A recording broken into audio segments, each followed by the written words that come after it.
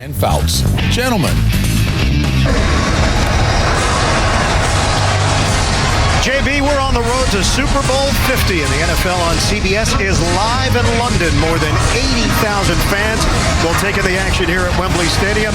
And back in the U.S., it's football and flapjacks. It's breakfast time. Another year of the NFL International Series, and the first game featuring a divisional matchup. The New York Jets taking on the Miami Dolphins. And we welcome you inside the broadcast booth, everybody. Ian Eagle along with Dan Fouts and Evan Washburn. London's calling. We're here to cover it for you. Miami and the Jets East game. Pivotal game early in this season, Dan. For Miami, they were here a year ago. They've been through the drill. But this time around, they look discombobulated. Last week against Buffalo, their head coach is under fire. Well, he's officially the first NFL coach to be on the hot seat. A win last year did turn the Dolphins season around, but Philbin's aware that since 1990, less than 50% of the teams starting the season 1-3 have made the playoffs. And of course, the pressure's also on quarterback Ryan Tannehill.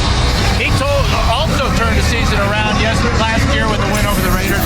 He told us yesterday that converting third downs is the key today to build some positive vibes for this Dolphin team, something that's been missing throughout this entire year. No doubt about it. Defensively also, they have not been able to produce at the level that they were expected to, and that includes Ndamukong Suh, the free agent signing that had the big deal come his way from Detroit to Miami, $114 million. Looking for more production out of those guys up front. For the Jets, new culture, new head coach. Todd Bowles seems to have this team pointed in the right direction, and he's happy to have his starting running back back in action here today as we huddle up with FanDuel and take a look at Chris Ivory. Well, he's back in the lineup for the Jets today, and that is good news for Jets fans. Averaging 4.5 yards a carry, he's been in the end zone twice, and according to FanDuel, Ivory's projected to score 11 fantasy points today. So, Ivory is back, coming back from the quad injury. Eric Decker is back as well for the Jets. They didn't have him last week in the loss to Philadelphia. Decker active. Jeff Cumberland, the tight end, out with a concussion. Willie Colon out with a knee injury. Darrelle Revis, he had tweaked that hamstring earlier in the week, but he is full go for the Jets here today. All right, time right now to check out our Tools for Success. It's presented by Home Depot. Quarterback Ryan Fitzpatrick is in his 11th year in the NFL. His quick release and understanding of Chan Gailey's offense is one reason he's only been sacked twice in 118 dropbacks, and it's critical for defensive end Cameron Wake to wake up. Only one tackle to his credit in 3 games. Offensively, the Dolphins have pared down their offense to get back to who they are, and the Jets, can they get back to their ball-stealing ways of their first 2 games of the season? 10 takeaways then, but only 1 last week against Buffalo. It is the 100th all-time meeting between these two teams. A lot of great history for these two franchises. Countdown to kickoff continues here in London as we get you set for the International Series. Once again, first of 3 games in London. Time right now to send it to the public address announcer, Kenny Walker. Ladies and gentlemen, to perform the U.S. National Anthem, singer, songwriter, and music producer, Brian McKnight. Oh, say, can you see by the dawn's early light what so proudly we hailed at the twilight's last gleaming, whose broad stripes and bright stars through the perilous fight o'er the ramparts we watched were so gallantly streaming, and the rockets' red glare, the bombs bursting in air, gave proof through the night that our flag was still there. Oh, say does that star-spangled banner yet wave o'er the land of the free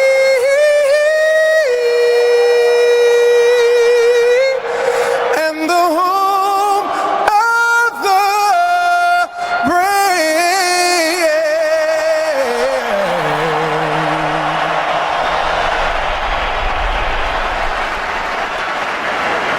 to perform God Save the Queen, please welcome the nation's sporting soprano, Laura Wright.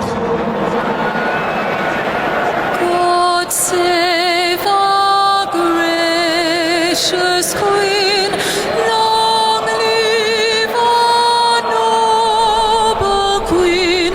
God save the Queen. Santa victorious, happy and glorious, long to reign over us. God save the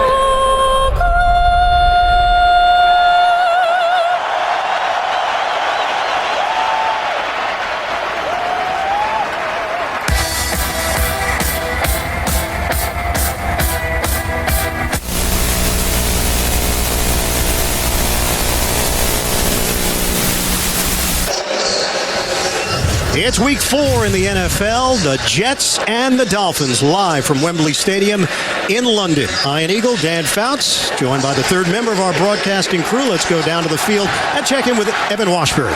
Well, and you know that football teams rely on a routine, and crossing 5 time zones can wreak havoc with that schedule. Now, the Dolphins could tap into last year's experience, but the Jets had to come up with a new plan, and the theme for that plan was keep things as normal as possible. Now, they consulted with a sleep therapist to combat the jet lag. They brought their team chef here to have the food as they like it, and as we know, well documented, 350 rolls of the team's toilet paper from the facility.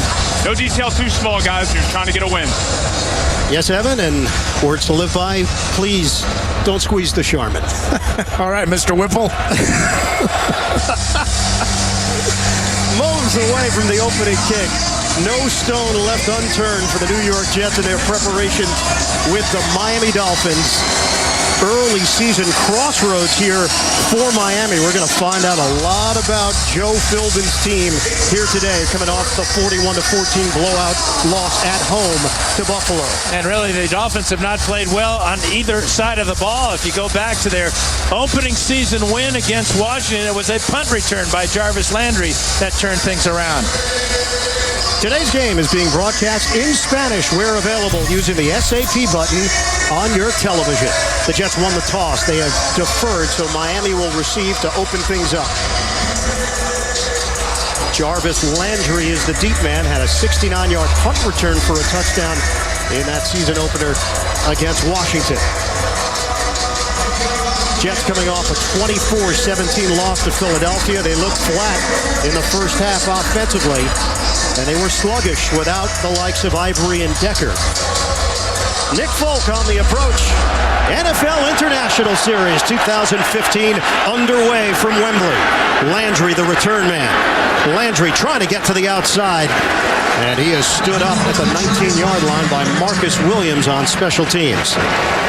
Ryan Tannehill leads this Miami offense onto the field. It was a year ago where Tannehill really got his season going with a strong performance against Oakland. And you know he's checked out the injury report that has Darrelle Revis with a sore hamstring. Couldn't finish the game last week against the Eagles. So Tannehill has been impressed with the deep route running of rookie wide receiver Devontae Parker lately in practice.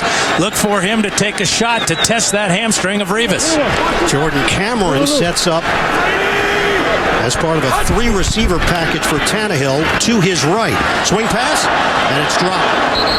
They tried to get Landry involved right away. Incomplete. Starting offense for the Miami Dolphins. Question marks on that left side. Brandon Albert is out once again, hamstring injury. So Jason Fox, who struggled last week, is in there. Backs and receivers, Lamar Miller had a huge game against the Jets. Week 17 last season, 178 rushing yards and a 97-yard touchdown run. 2nd and 10 here for the Dolphins. Give it up. Miller. He's got a lane. And he's got a first down. Mike Pouncey with an excellent block out front. The zigzag from Miller for 13. To watch the center, 51 pounds, you just don't see this very often in the NFL. An athletic big man playing center who can get out and lead a off-tackle play like that. Good first down play for Lamar Miller to get him going. He's yet to reach the end zone this year. Pouncey last year didn't play in this game. He was rehabbing, so he got to be a tourist a year ago. This year he is locked in and was excited to be a part of the action at Wembley. Take the handoff. Tannehill, low throw. It was in the direction of Jarvis Landry and defended there by Darrelle Revis. Defensively for the Jets, they've been very impressed with the play of young Leonard Williams, 21 years old, the rookie out of USC. Linebackers, David Harris continues to be a tackling machine for the Jets on the inside. And Darrelle Revis, 6 Pro Bowls, and could be a nightmare for the likes of Landry, Matthews, Parker, and Jennings here today. Miller, nothing there. Jets were ready. No gain on the play. Wilkerson leading the charge for New York. And this is really where the Dolphins have struggled this year offensively, is converting third downs. Incomplete on first down, then losing a yard on second down brings it up to 3rd and 11. Just 35% conversion rate for the Dolphins on third downs. They've not been able to keep drives alive. It's a dime package here for the Jets. Marcus Williams and Buster Screen are in. Teams talk about staying on schedule, getting 4 yards on first down, setting up easier scenarios on second and third down. Miami is facing a 3rd and 10. Just underway. Play clock down to 1. They didn't get it off in time. Flags come down. Craig Rolstad is our referee. Yeah, was the offsides before the play clock ran down to 0, so the officials will huddle here. There was a jump on the Jet side. Leonard Williams was leaning. And here's Rolstad. Prior to the delay game, false start, offense, number 18. It's a 5-yard penalty. Still 3rd down. So make it even more difficult now for Miami. Back it up.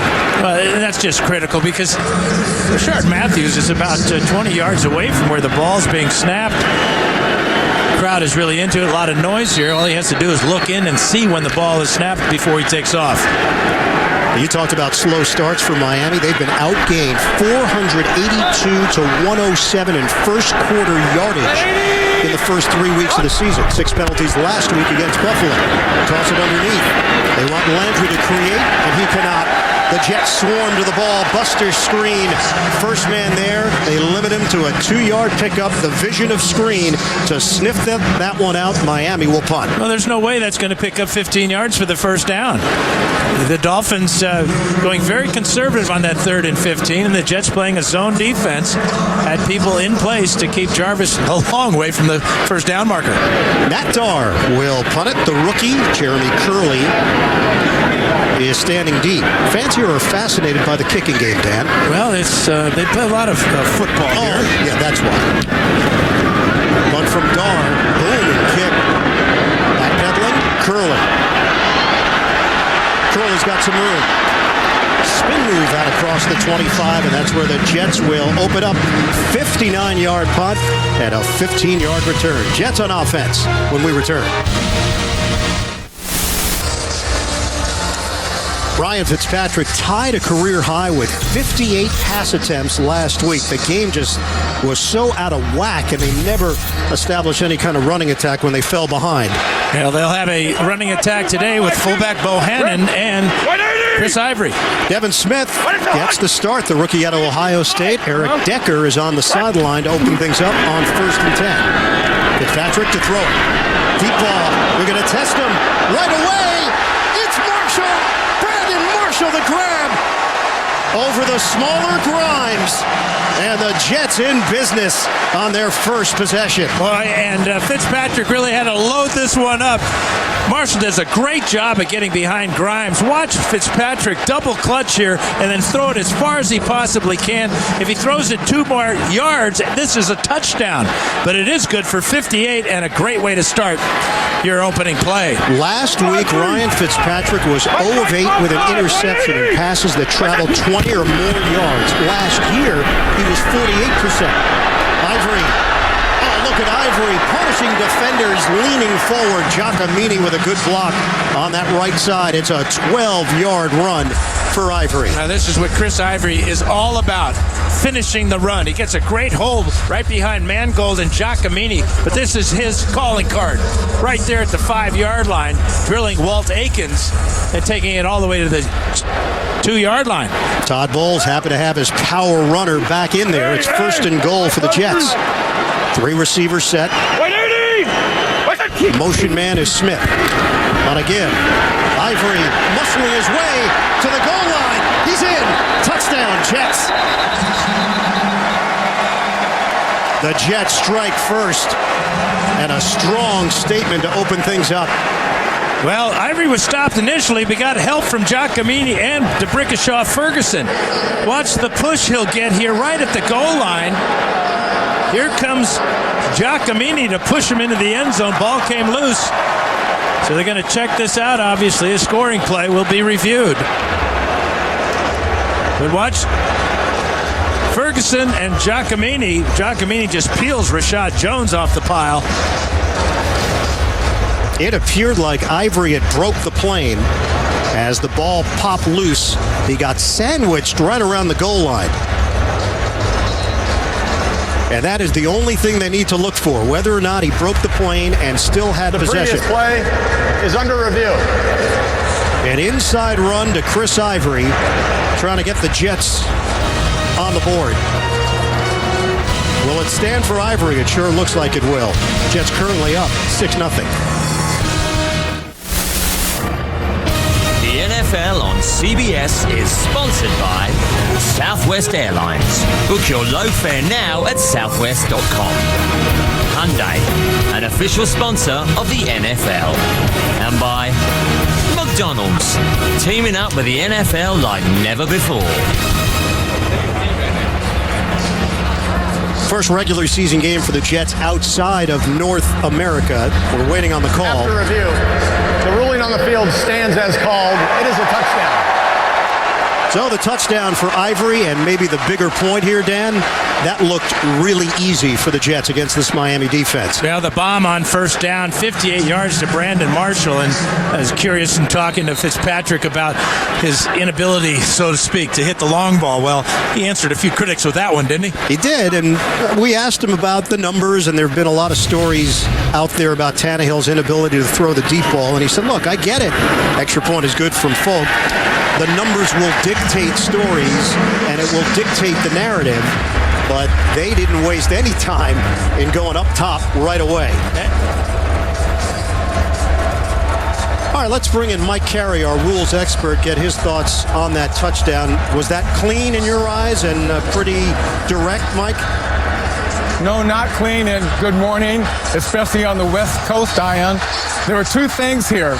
We saw that Ivory had clear control when the ball broke the plane. However, on the aerial view, you could see that his leg was laying over, his knee was down, and you could not tell whether the ball broke the plane prior to the knee hitting. So that's why the ruling stood and was not confirmed.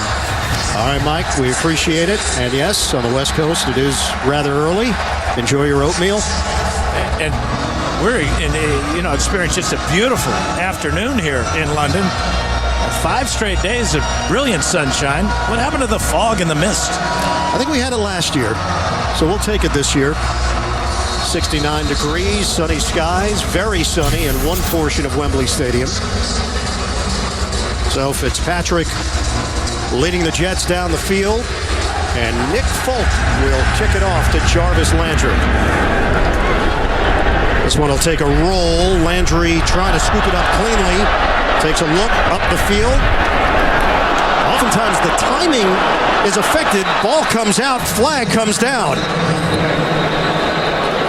Rolled down at the 21-yard line. And it affects the timing of the blocking as well, and that's why one of the players had to hold before Landry could get control. During the return, holding. Receiving team number 46. That penalty's half the distance to the goal. First down. It's Neville Hewitt on the hold, and this has not been a good start for Miami. Your weekend starts when the Indianapolis Colts and the Houston Texans match up Thursday night football on CBS and NFL Network. Yeah, questions about Andrew Luck and a lot of mystery this week, and reports that Luck is not going to be a go today for Indy. He's a tough guy, too, but has been just battered throughout this early season. Working out of the gun, Tannehill, play fake. The throw over the middle, nobody home. Ryan Tannehill looking for the veteran Greg Jennings, and Miami's offense out of sync. Yeah, 1 of 4 now for Tannehill for just 2 yards. Play action passing, and pressure in his face causes this ball to sail high, and it's a good thing it did for Greg Jennings, or he might have been cleaned up there, double covered on the outside. And the pressure came from Damon Harrison, the man known as Snacks for the Jets. 2nd and 10. Cameron the motion man, give it to Miller. Leonard Williams, Damon Harrison among those there for New York. No gain on the play. The slow starts for Miami. Week 1 at Washington, they were down 10. They came from behind to win it 17-10. Week 2, down 11. They lose it 23-20. In week 3, forget about it. 41-14, the largest margin of defeat in a home opener in franchise history. They were routed by Buffalo. A lot of it has to do with their inability to run the ball. Just 72 yards average in those first 3 games. That's 27th in the NFL. Lorenzo Malden is in, the rookie out of Louisville for the Jets. In a rushing roll, Tannehill throws underneath. Miller comes up short. Calvin Pryor made sure he didn't get to the marker. It's a 10-yard pickup on the catch and run. And again, the Dolphins faced a 3rd and long. It was the incomplete on 1st, and then losing a yard on 2nd. So the Jets, realizing that, come with a blitz that time, man-to-man on the outside, and good job of keeping Miller a yard and a half short of the first down. It'll be Dar to Curley once again, the return man for New York. 7-0 lead for the Jets. John Denny will snap it, longest tenured Dolphin. And a whistle blows this play dead with a flag on the far side of the field. Start. Offense. Number 28. 5-yard penalty. Still 4th down. It's Bobby McCain, and this has been rough for Miami. And Bobby McCain, one of the gunners. Again, he's outside about 15, 20 yards from where the ball snapped. No reason to jump. Just watch the ball, then take off. Dan, that's 3 penalties costing Miami 20 yards in the first 5 minutes and change. Horrible start.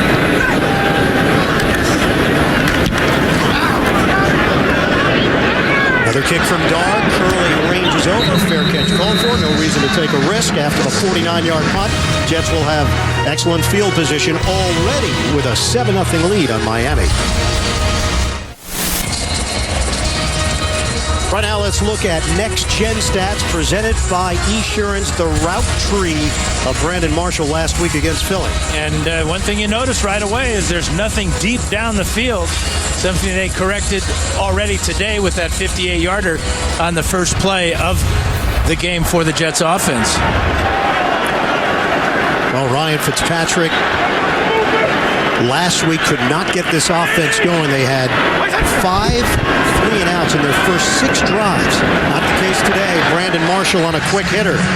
And that's a 9-yard pickup with Brent Grimes there defensively. Let's go back to that first play of the game. Here is Marshall, and watch as he gives a little move here and then down the sidelines on Brent Grimes. Grimes has good catch-up speed. The ball slightly underthrown by Fitzpatrick. But the big body of Marshall, 6'4", 230, kept the smaller Grimes, 5'10", 190 away from the ball. So 3 running backs in this formation. Bohannon goes in motion with Ivory and Powell in the backfield. It's a pitch. Ivory loses yards. Trying to get Ivory to the outside. And it's Vernon and Shepard hemming him in. It's a loss of 3. Yeah, they weren't blocked. They did a good job of fighting off the blocks here. Grimes comes up and takes care of Powell, and that gives Ivory absolutely nowhere to cut back. Good job by Miami's defense. They've got to capitalize on that type of play real soon. They need some momentum after this horrible start by their offense. A strained quad kept Ivory out of action last week. He was active, he just didn't play. Had 91 rushing yards and 2 touchdowns week 1 against Cleveland. 3rd and 4, Fitzpatrick hangs in there. Tosses wide open. First down, Brandon Marshall. Marshall breaks a tackle. Out of bounds. Brandon Marshall, former member of the Miami Dolphins. Marshall played for Miami in 2010 and 2011. That one covers 22 yards. Brent Grimes whiffed. And he also limped off the field after whiffing on the tackle. Right side of the screen, you can see that Marshall just runs away from Grimes as Grimes limps, tries to make the tackle, and now will be treated on the sidelines. But Brandon Marshall off to a great start. 3 catches for 89 yards here in the first quarter. He had 10 catches, 109 yards, and a touchdown, and a terrible lateral last week, by his own admission. That's what that was? I believe that's the term. Ivory, spin move. Chris Ivory, a violent runner, 4-yard pickup. Jelani Jenkins got the brunt of that hit, and Ivory just kept on moving. Yeah, he punished Walt Aikens on the first drive, and this time, boy, helmet to helmet.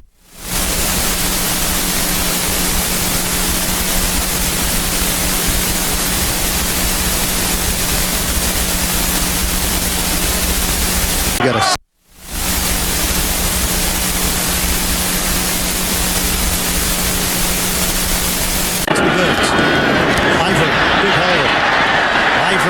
brought down at the 21. Spencer Kasinger in on that stop. It's a 9-yard pickup. He's got lots of real estate to work with as the Jets' offensive line is creating space. Watch Decker come back in here and join the big offensive line here. Brickashaw Ferguson gets out on the linebacker, and after contact, Ivory picks up 3 extra yards for the first down. We mentioned Jeff Cumberland for the Jets. He's out with a concussion. Kellen Davis is a blocking tight end. Fitzpatrick. Powell on the perimeter. Powell is out of bounds. Good sell job by Fitzpatrick. And turns it into a first down catch and run for Powell. Well, he fakes to the wide side of the field, knowing he's got the screen back to the short side. This is an attitude run by Powell now. Watch him dip his helmet and drill Jamar Taylor along the sidelines. 9 plays so far for the Jets. That's the first one that didn't go to Marshall or Ivory. You getting the feeling that the Jets sense blood in the water right now? And the blood is a bunch of Dolphins. Just inside the 10, first and goal. Fitzpatrick. Marshall can't haul it in. Brandon Marshall on his hands. Bryce McCain there defensively for Miami. Now Marshall had a drop pass last week against the Eagles. He also had a touchdown pass that looked a lot like that one, where Fitzpatrick knows he's got a guy that's 6'4" on a 5'9" defensive back.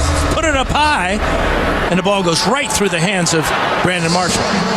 8th play of the drive here for the Jets, trying to add to their lead on a 2nd and goal just inside the 10.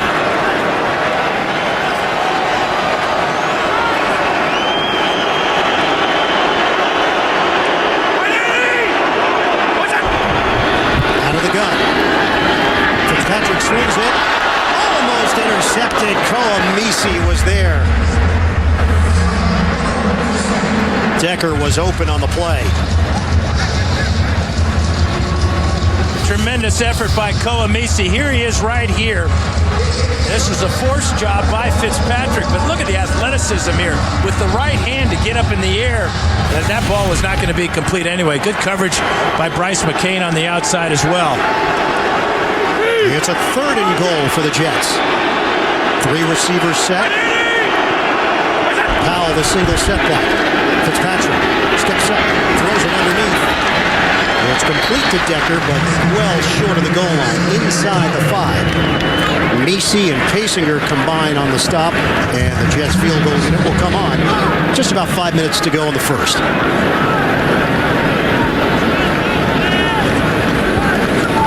So fourth down for the Jets, and a short field goal try for Nick Foley. Comes in 4 of 5 in the season with a long of 53. This is a 22-yard chip shot. The punter Quigley will hold it. Tanner Purdom is the snapper. 22-yarder is straight through the uprights. Jets with a 10-0 advantage in the first. Back in a moment. The NFL on CBS is sponsored by FanDuel, the leader in one-week fantasy football. And by AutoTrader. Life happens one car search at a time. 10-0 lead for the Jets over the Dolphins. 4:37 to play in the first quarter here in London. It's been rough going for Miami. Really going back to that Jacksonville game in week 2. Found a way to win in week 1. Struggled against Jacksonville. And it spilled over last week against Buffalo. And there are no signs of improvement. Full picking off to Jarvis Landry. Returnable for Landry. Landry looking for blockers. Works the outside and is brought down just across the 25 by Marcus Williams on special teams. A pill will make him a genius. The FBI will make him their smartest weapon. Don't miss the new hit drama, Limitless. New episode this Tuesday at 10, 9 Central, only CBS. I think part of what the Jets brought over, you know, the toilet paper and the barbecue sauce and the hot sauce and all that. Yeah. I think they brought a few of those pills. I think so. Yeah. They look like geniuses so far. Apparently the sleep specialist is a genius because they look fresh. Line of scrimmage is the 26. Tannehill in trouble. Tannehill loses the football. Miami's got it. He was throwing on the play. But they ruled it a fumble. They did not blow the whistle to indicate an incomplete pass. Muhammad Wilkerson getting pressure. Check where his hand is and the ball. That's definitely a pass. Ball in his hand, in control, coming forward. But was it a backwards pass? That's the question, and that's the answer because they're marking it back as a 10-yard loss. Ball was recovered 10 yards beyond the line of scrimmage. So the line of scrimmage is now the 16-yard line on a 2nd and 20 for Miami. Tannehill guns it. The curl by Stills. He was trying to break free for extra yards. And he's brought down at the 30. That's a 13-yard pickup. A pretty good tackle by Cromartie on the outside because Stills with a pivot here has nobody behind Cromartie. Why run for a long way? Finally, a ball thrown down the field to a Miami wide receiver. Just the 3rd completion for Tannehill in 6 throws. And questions about Tannehill and this Miami offense with the deep ball as well. Fitzpatrick has faced them. Tannehill has faced them. On a 3rd and 7, Tannehill flings it up in the air. Major heat on Tannehill. Had to get rid of it in a hurry. Now, Demario Davis, no team blitzes more on 3rd down than the New York Jets. 56 is Davis. He comes in unblocked and hits Tannehill right in the rib cage, forcing that incompletion. Another failed 3rd down conversion, something that the Dolphins worked on very much in practice this week, but showing no rewards for all that hard work. And you think Tannehill's going to have to get used to it in the division. He's got Todd Bowles, he's got Rex Ryan, he's got Bill Belichick. There's no hiding. The punt from Barr, the return from Curley, flat down. Curley tries a spin move, and it comes up shy of the 40-yard line. Neville Hewitt down there on special teams. Penalty marker is at the 34. Yeah, Marcus Williams with the illegal block in the back. And this will push the Jets back to their worst starting field position of the afternoon.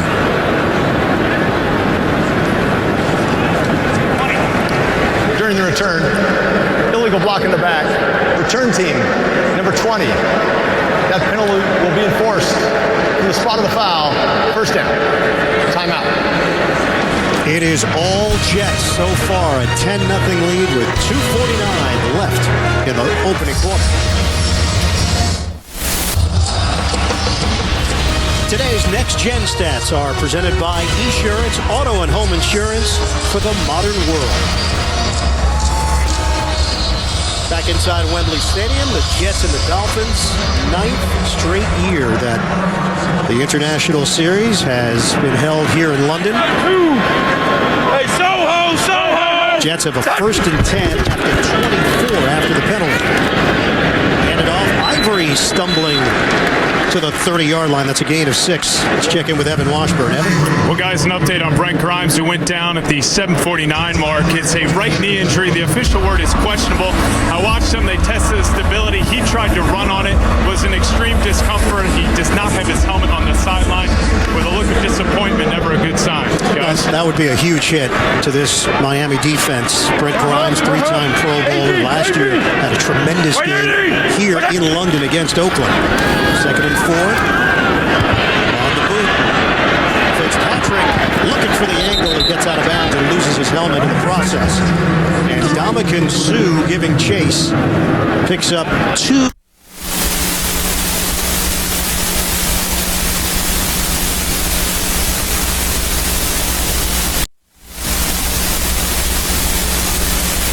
For it. And he comes up about a yard.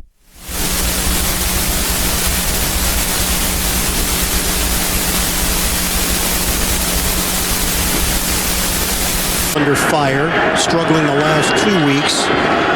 Jamal Taylor in there. They also have the veteran Zach Bowman and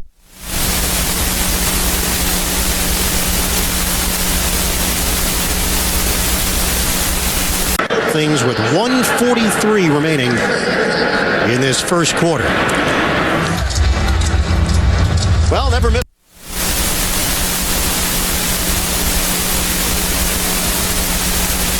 They happen. Download the CBS.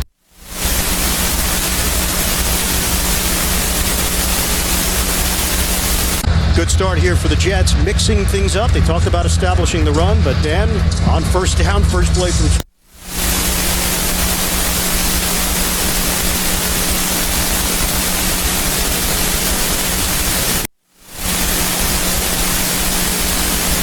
the ball here on 3rd down and short. Tommy Bohannon, his big fullback in front of him. Good balance for the Jets. 7 passes, 7 runs so far. And this is a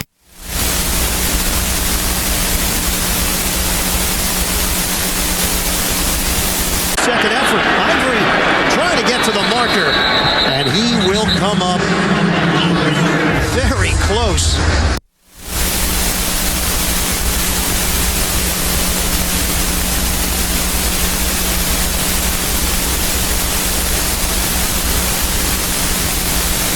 The Dolphins by Spencer Passenger, and you can see the yellow line, although not official. This might tempt Todd Bowles to go for it on 4th down. Probably not.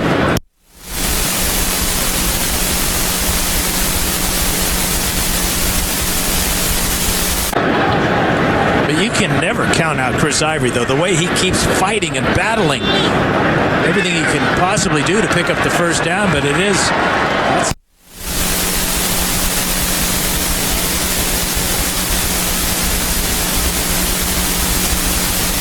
a quarterback sneak and a job at picking it up easily. In fact, he picked up about 4 yards on the sneak. Todd Bowles was the interim head coach of the Miami Dolphins back in 2011, went 2-1 after Tony Sperano was relieved of his duties. Let's see if they're really here, if they're just trying to draw Miami. This is a huge play for the Dolphins, though, defensively. 2 tight.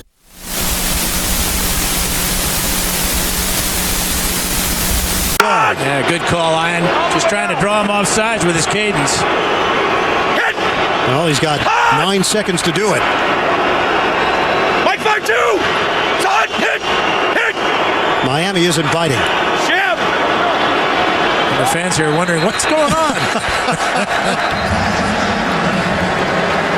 You know what? If you didn't fully understand football,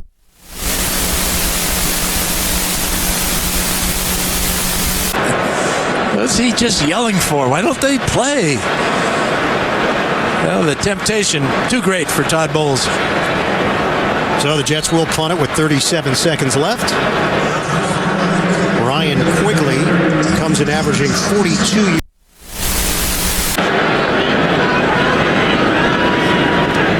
Jarvis Landry standing in his own 20. Quigley, short punt. Landry moves forward from the 26, tries to make a move to the outside, and does. Landry getting to the perimeter. Landry another cut, and he actually got tripped by his own.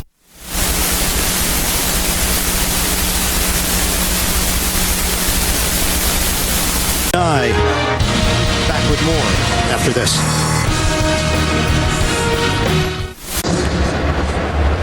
On Sunday morning, October 25th at 9:30 a.m. Eastern, wake up and watch with the world for the first time ever. The NFL is streaming a live game on Yahoo. The Bills versus the Jaguars, live from London. New time, new way to watch anywhere with everyone. NFL on Yahoo. McCain limped off the field after the punt. Backup linebacker.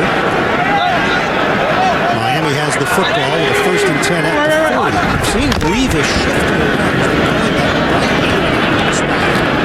and trailing Landry.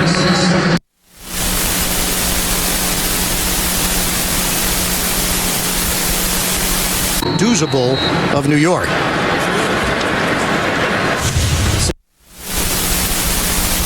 From Wembley, the Jets have a 10-0 lead on the Miami Dolphins International Series on CBS.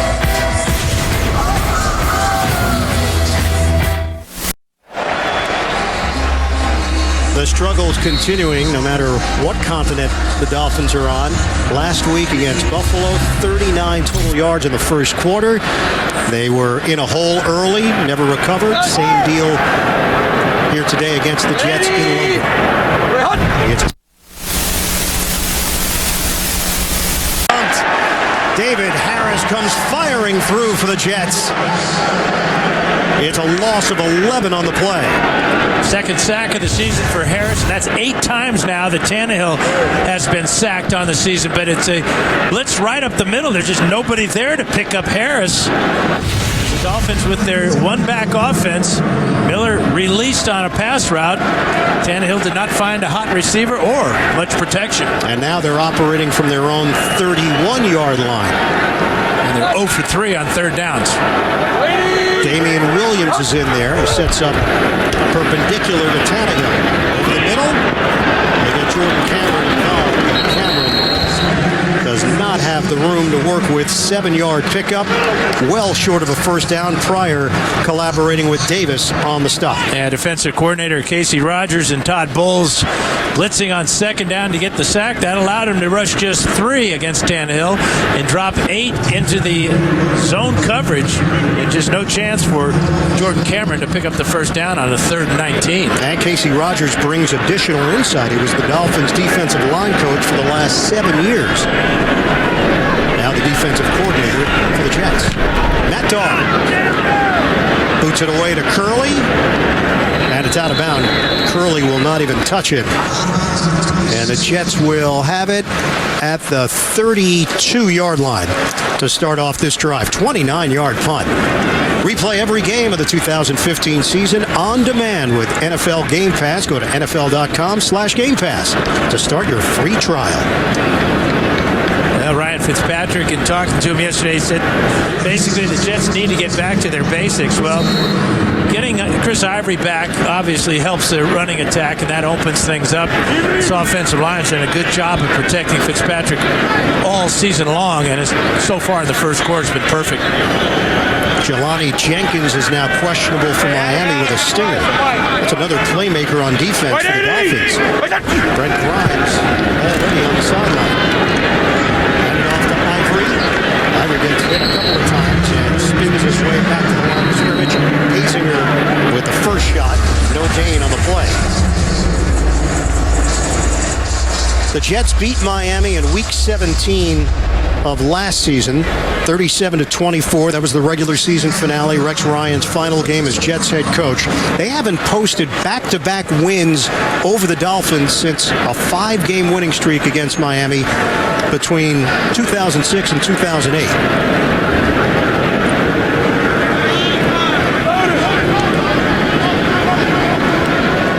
Zach Bowman is seeing extra time because of that injury to Grimes. He's matched up with Marshall. Fitzpatrick the throw. Incomplete. They were looking for it, and a flag is thrown on the play. Zach Bowman hanging all over the back of Marshall, held him as he went on his slant route. This will keep the drive alive for the Jets. Prior to the pass, holding.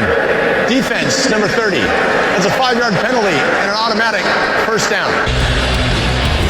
Marshall's off to a great start here in London in the first half. First play of the game, he takes this 58-yarder over the top of Brent Grimes. Then a slant route where he can use the big body to keep Grimes away from the ball. And this is a play that Grimes gets hurt on, and Marshall makes a miss. Jets pick up a first down with a penalty. So new set of downs for the Jets to work with. 12:44 mark of the second quarter. Handoff, Ivory.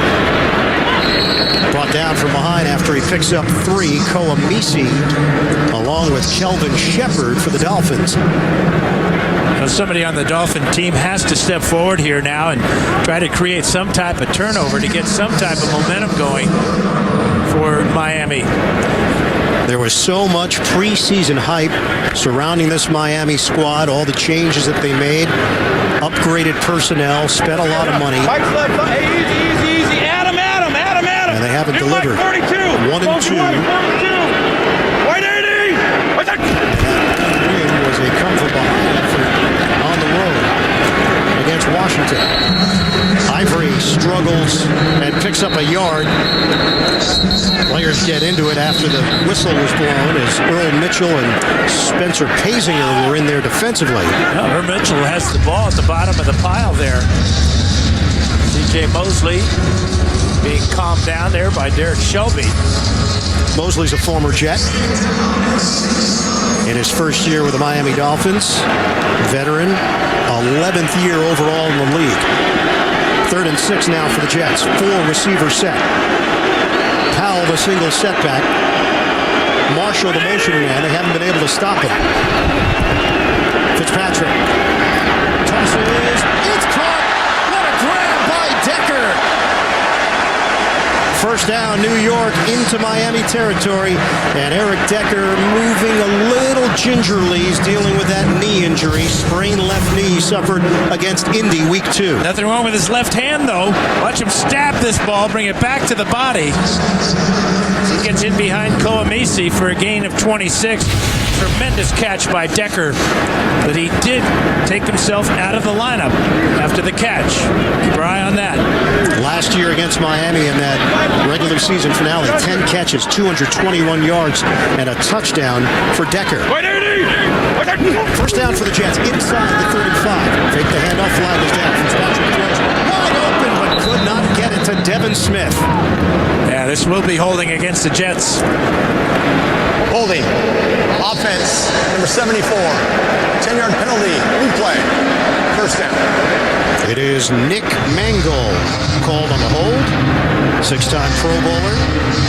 Actually took a trip to London as part of a group from the NFL, getting the fans ready for this game during the offseason. I talked to him yesterday, and I asked him if he had done any sightseeing. He said, no, wife and kids are doing all that. I've already done that because of that trip you just mentioned. It's a business trip, Dan. I don't know if you heard. Well, when you pack your own toilet paper, it's got to be something. That's business. That's getting down to business. First and 20 now for the Jets. Ivory stiff on it. Ivory going airborne. That hit from behind by Rashad Jones. Look, the Dolphins defenders are angry. There's no doubt about it. And they're trying to harness that into their play here against the Jets, who continue to move the football. And it's just a battle of physicality now. Chris Ivory is winning it almost every time he carries the ball. He just runs with fury.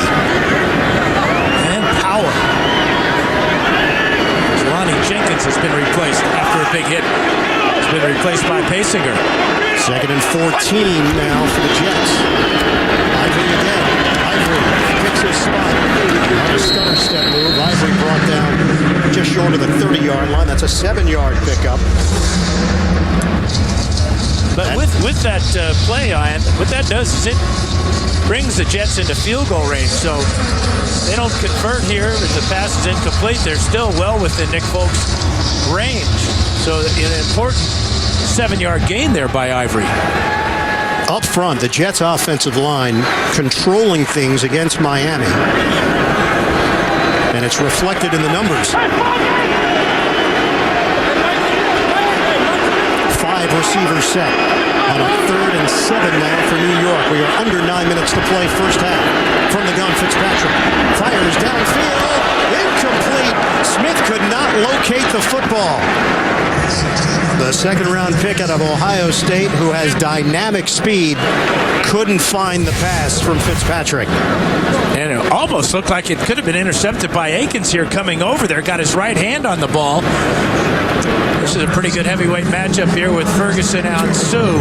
Sue wins that one. And that may have been why that ball was just a little bit off target, with Sue bearing down on Fitzpatrick. Fitzpatrick got stamped on the play by Sue. And it's 4th down. 48-yard attempt from Nick Folk. Straight through for Folk. And a 13-0 lead now for the Jets. Miami has been unable to generate any offense to speak of so far. The NFL on CBS is sponsored by Sheraton, where actions speak louder. Destiny, the Taken King, Become Legend, available now. And by FedEx, solutions that matter.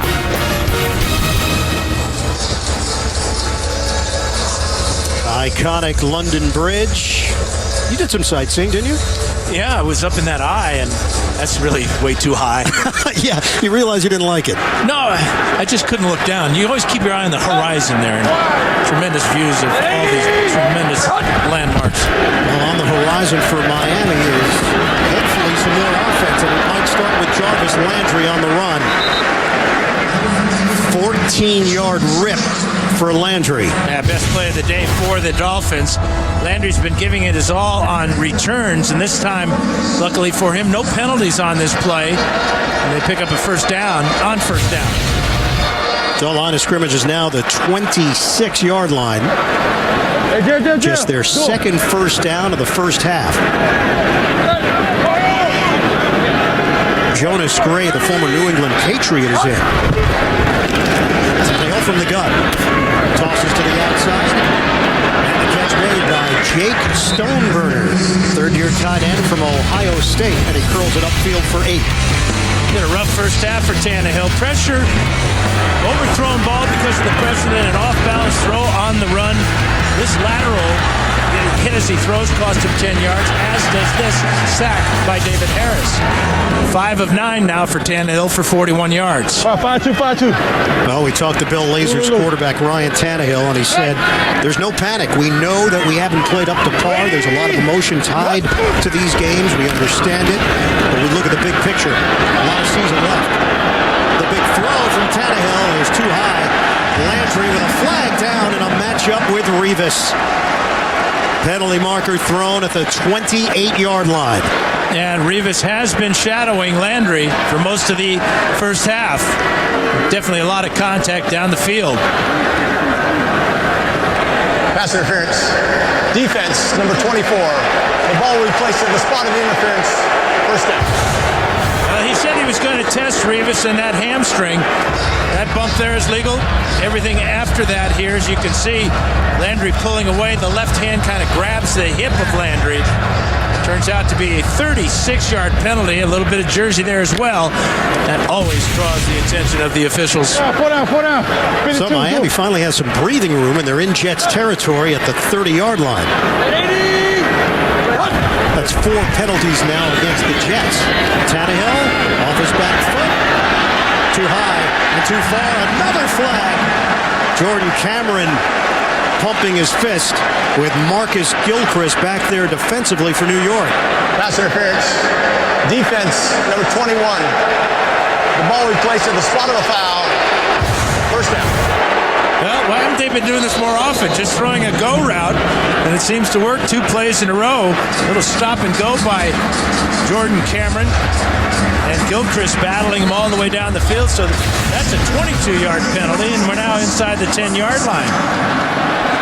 Gilchrist, a converted cornerback who was matched up with a big target, Jordan Cameron there. And it's first and goal now for Miami. 2 tight ends in this formation with Cameron and Stoneburner. Fitzpatrick. Tannehill on the toss. Stoneburner in the back of the end zone. Touchdown. Jake Stoneburner. Beautiful misdirection from Ryan Tannehill. And a beautiful throw by Tannehill. The fake, obviously, very important to draw the defense away. And who's going to expect Stoneburner in the end zone here? But this is his 4th catch of the year. His 2nd touchdown catch. Does a great job of locating the sideline, getting his feet in. Boy, did Miami ever need that drive thanks to a couple of pass interference penalties. 58 yards in pass interference penalties in 2 plays against the Jets. And right back in it.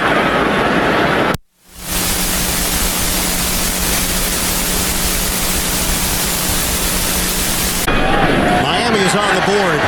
And Ryan Tannehill on the money to Stoneburner. No Deion Sims. Stoneburner seeing extra time, and it pays off. Back in August, Ryan Tannehill and his wife Lauren hosted 17 high school juniors and seniors as part of the ACES program. The students enjoyed breakfast, watched practice, interacted with the Tannehills. The students were selected during their freshman and sophomore years to be a part of the program. They've been guided by the Tannehills in an effort to develop professionally and personally. And Tannehill just came up aces on that throw to Stoneburner in the back of the end zone. As difficult a throw as you can imagine under pressure from Quentin Coples. So Andrew Franks will kick it off. Zach Stacy is the deep man for the Jets.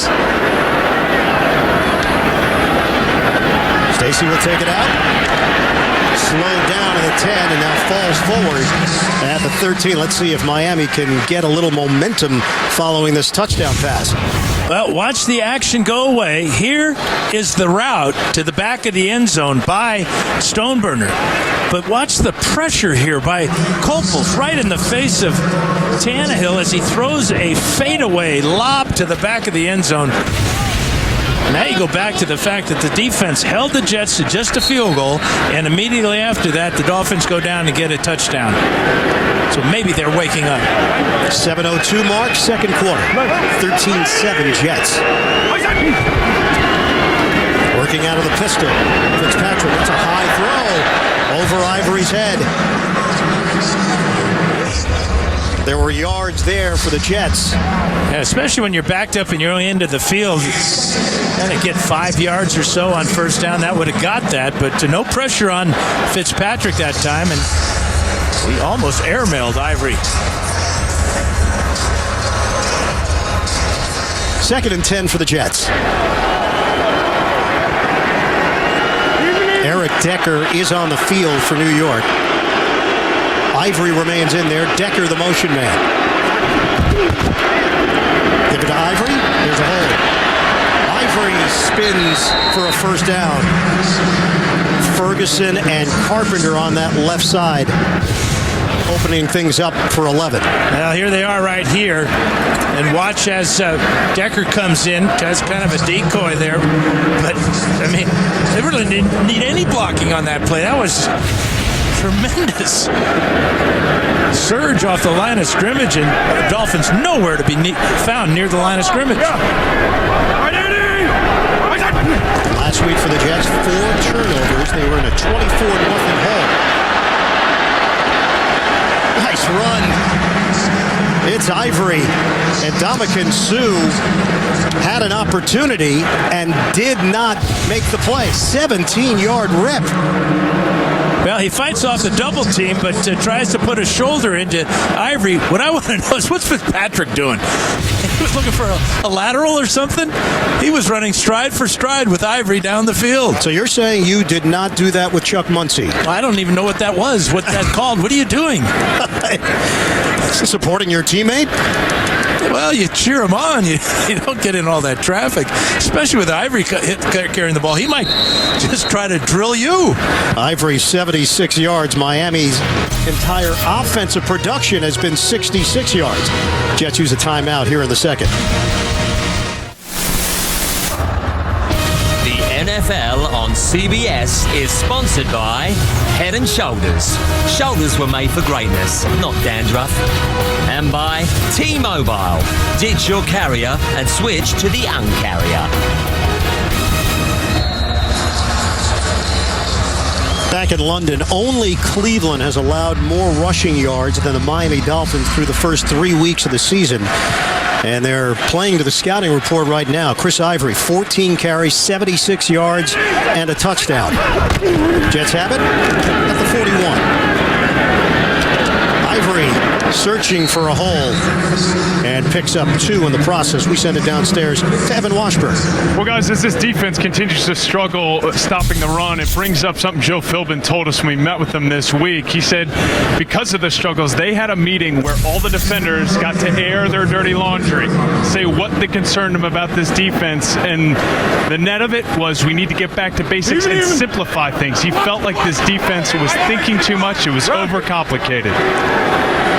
And Evan Ndamukong Suh obviously is the guy that most people will focus in on based on the contract, 6 years, $114 million. Fitzpatrick's throw offline. An attempt made by Devin Smith. And it sets up 3rd and 8 now for New York. Now, Fitzpatrick started the day red hot, 4 for 4. But since then, he's just 2 out of 7, and he's missed some guys in this drive.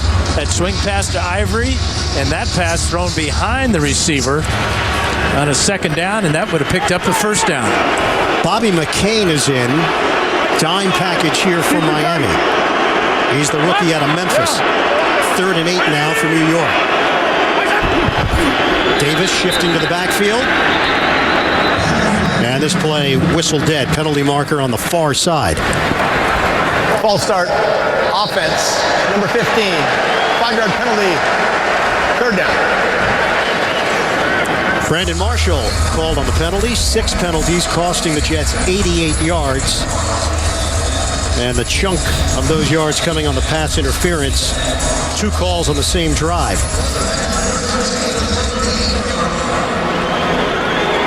So now it's a 3rd and 13. Zach Stacy is in. And a 4-receiver set for New York. Ryan Fitzpatrick making his 93rd career NFL start. Floats it high. Over the head of Marshall. 4th down, Jets. Bryce McCain back there defensively. Yeah, smart defensive call that time by Kevin Coyle, going with a zone coverage there. And Fitzpatrick trying to squeeze it in between the 2 corners on that side of the field, and had to just airmail that ball right out of bounds.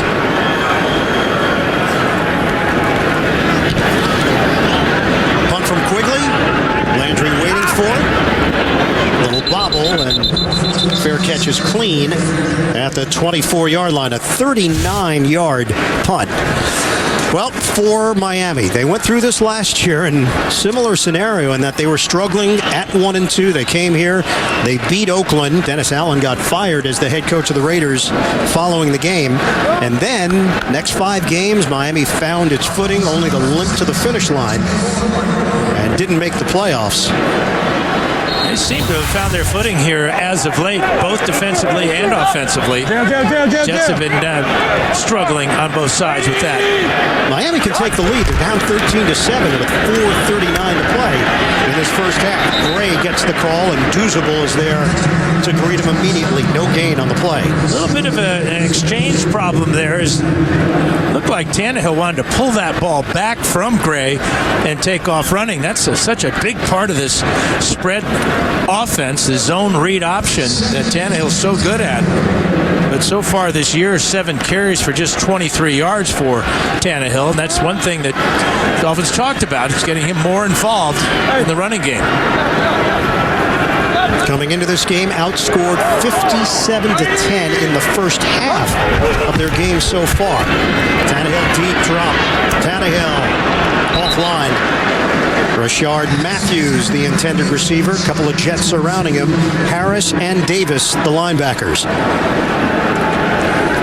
Tannehill is now 6 of 11, 49 yards, and the touchdown to Stoneburner.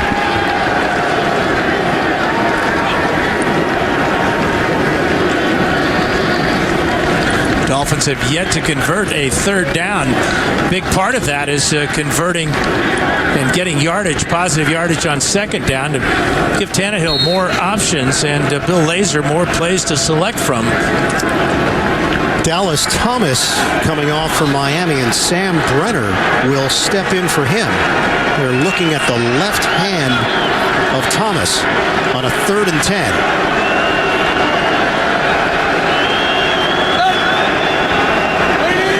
Under 4 minutes to play in this first half. 13-7 Jets. Tannehill has the time. Tannehill now flushed out of the pocket. Tannehill throwing on the move. He connects along the sidelines to Greg Jennings. It looked like he made the catch with enough room past the marker, but that spot appears to be short. Yeah, the official on the far side of the field gave him a different mark, but you're right, Ian. The official on this side makes the catch at about the 34-yard line, just short of it by about a half a yard. Great throw, though, by Tannehill, wasn't it? It was, and a terrific tackle by Cromartie right away. Yeah, they're going to have to call timeout as the play clock runs down inside of 5 seconds, and there's the timeout. So Miami has 2 timeouts remaining. Clock stops with 3:10 to go in the second quarter. Miami is challenging the spot on the field. And a coach's challenge from Joe Philbin. It's worth a shot. Absolutely. He got drilled right away as he tried to make a move. Yeah, the right foot is right on that yellow line. Of course, that's unofficial. Great job by Cromartie, just pushing him back and creating doubt, really, on both sidelines as to whether Jennings did get enough. Well, you take a crack at it because if you lose a timeout, which Miami was going to call either way. Right now it's 4th and 1. And Miami trying to keep this drive alive after the catch made by Greg Jennings.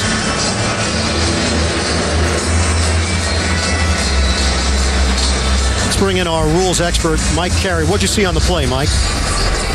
What I saw was, here's the rule. Forward progress starts the instant the defender contacts the receiver and drives him back. So you freeze it right when the contact occurs, and you draw a plumb line down from the ball, and that's where the spot is. It's a good challenge. In my opinion, I think it's too close to call, and if I was in the booth, I'd let this play stand. Yeah, if you plumb, Mike, you're absolutely right about the plumb bob, which means where's the ball in regard to the yard marker, and it looked like, although his foot was on the yellow line, the ball was nowhere near it. But a worthwhile challenge nonetheless. Had to get to the 34-yard line for the first down. Craig Rolstadt will deliver the news. After review, the ruling on the field stands. It will be 4th down and short for New York, for Miami, excuse me. Miami will be charged with the first team timeout. So 2 timeouts left for Miami. They lose the challenge. The question would be, what do you do? And the answer, in Miami's case, is sending Matt Darr onto the field to punt it. Jeremy Curley is the deep man standing at his own 16-yard line.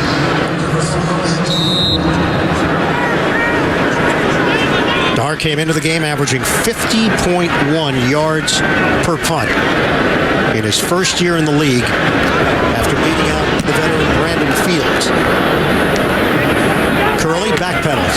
He has room from the 14.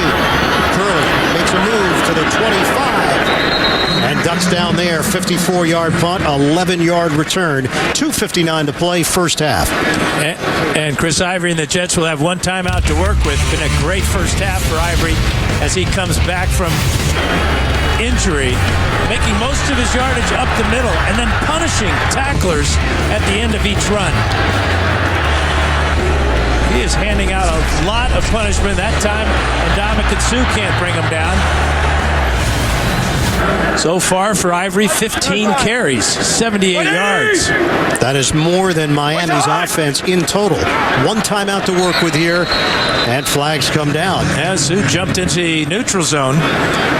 In a matchup with Brian Winters, stepping in for Willie Colon. Neutral zone infraction. Defense, number 93. Moved in the neutral zone, causing offense to move. It's a 5-yard penalty, first down. Look, we know Sue is highly accomplished, 4 Pro Bowls, the big contract. Is he pressing here in week 4 of his first year with Miami? Well, that whole defensive line has been very unproductive. They have 1 sack on the year and none coming from their starting front 4. On a give, Ivory slashing through. Ivory's got a first down. Falls forward for extra yardage to the 41. That turns into an 11-yard gain, and the Jets' offensive line, they're pushing people around right now. Well, they're having fun basically right now.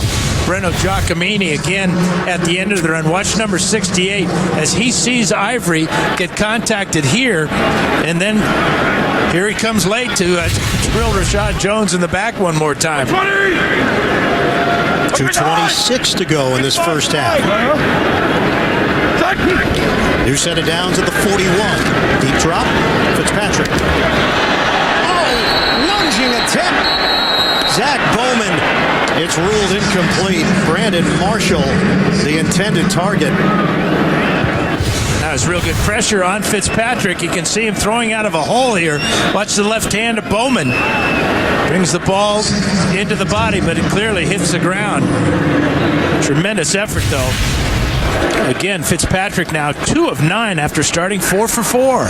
So that's 6 of 13 in this first half, 132 yards. We've seen some inaccurate throws from Fitzpatrick in this second quarter. Fake it. That one's on time. Marshall gets leveled at midfield and gets up after the hit by Jenkins.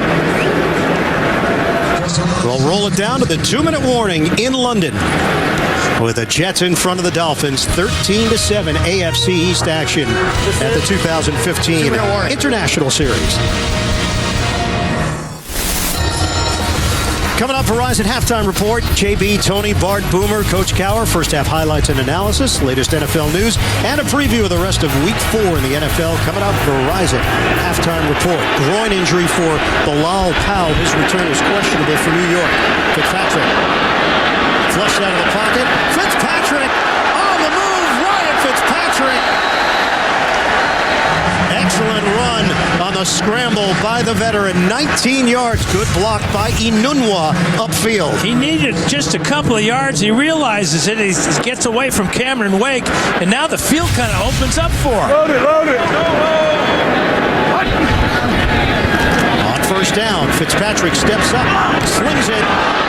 Knocked up in the air and incomplete. Tried to squeeze it in to Inunwa, the first-year wideout from Nebraska. We've seen Zach Stacy in there. Powell does have his helmet on along the Jets sideline.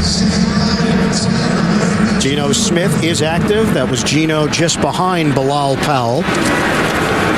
Fitzpatrick had only gained 18 yards all season. He got 19 on that beauty. So mixing and matching personnel. Stacy on this drive. 2nd and 10 for New York.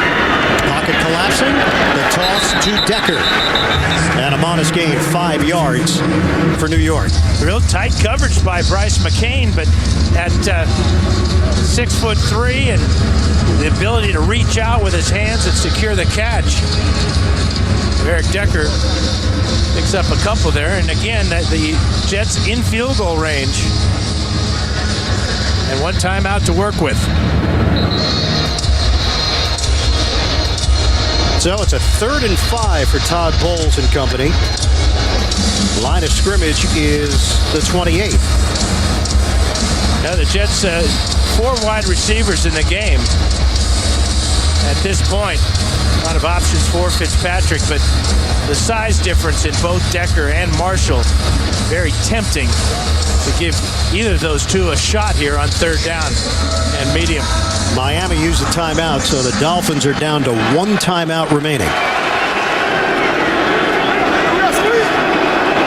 3rd and 5. Empty backfield for the Jets. 1:20 to go. First half. Rush coming. Fitzpatrick to Marshall. Marshall has got a first down. Spun down along the sideline. Zach Stacy did a good job helping out in the protection. And the Jets get 10 yards out of the play. We'll hit the 1-minute mark. Yeah, but Marshall could have gone out of bounds to stop the clock. 57 seconds left. Fitzpatrick operating out of the gun. Fitzpatrick steps up, hooks a pass underneath. Caught by Devin Smith, working the middle of the field. They do have the 1 timeout remaining. And he is brought down at the 11 by Walt Aikens, the safety. 7-yard pickup. Jets moving quickly here. Down to 38 seconds left. Fitzpatrick to the end zone. On time. Touchdown to Decker. A strike from Ryan Fitzpatrick. And the Jets build on their lead. Late stages of the first half. 3rd touchdown catch of the year for Decker, his 4th this afternoon. And Fitzpatrick checking it out on the big board here. He's got to like the pass protection, number 1. And then right side of the screen, just a post route as Decker blows by Walt Aikens and gets the strike. 75-yard drive in 9 plays results in a touchdown pass to Eric Decker. And a lefty spike by Decker. Joe Philbin's team now down by 13 after the full extra point. 20-7 Jets. Decker was a question mark as to whether or not he was going to play here in London. Decker dealing with that sprained left knee he suffered against the Colts. And he just changes their offense. How about the fact that Decker and Ivory have played such a large role? Neither played against Philadelphia last week. Now that's where you look at your depth and you see what you have there. And obviously to duplicate a receiver like Decker, and Fireman Ed loves it. And they appear to love him as well. Making the trip overseas. Fireman Ed getting the Jets chant going. Here it comes. He's in the revving phase, Dan. Oh, is that what this is? Here we go. Get ready to take off.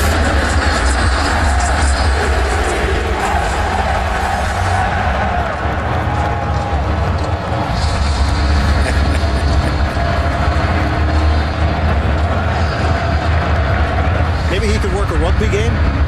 Do some local work here? One more, he says. Absolutely. He's king of Wembley right now. 33 seconds to go in the second quarter. And the Jets will have the football to open up the second half after winning the toss and deferring. Landry, the return man, 3 yards deep. Landry veers, picks a hole, and crosses the 30-yard line. That's where Miami will have it with 26 seconds remaining. Coming up, Verizon Halftime Report. JB, Tony, Bart, Boomer, Coach Cower, highlights, analysis, and the latest NFL news. They'll have a preview of the rest of Week 4 in the National Football League. It's all coming up on the Verizon Halftime Report. So 1st and 10 for Miami at the 30. They trail 20-7. Lamar Miller got an early carry, and we haven't heard much of him since. Shotgun for Tannehill. Rush cutting. Tannehill hit as he throws. Buster screen busted in on him on the blitz off the slot. Tannehill, second time he's been hit just as he's thrown today. Watch left side of the screen.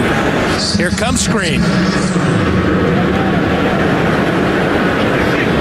Do you risk it, Dan? Do you take another shot or two downfield here with just 23 seconds remaining? Well, it's a tall order with just one timeout. But the Jets looking to blitz one more time here, although I think they're going to back out. No, here they come again. Screen again affects that pass. Jets are pinning their ears back and trying to take it to Tannehill, trying to create something here with only 20 seconds left in the first half. And the Jets have one timeout, so if they can force another incomplete, but that's the same play defensively for the Jets 2 times in a row. So now a 3rd and 10. Bill Lazor calling the plays for Miami. 20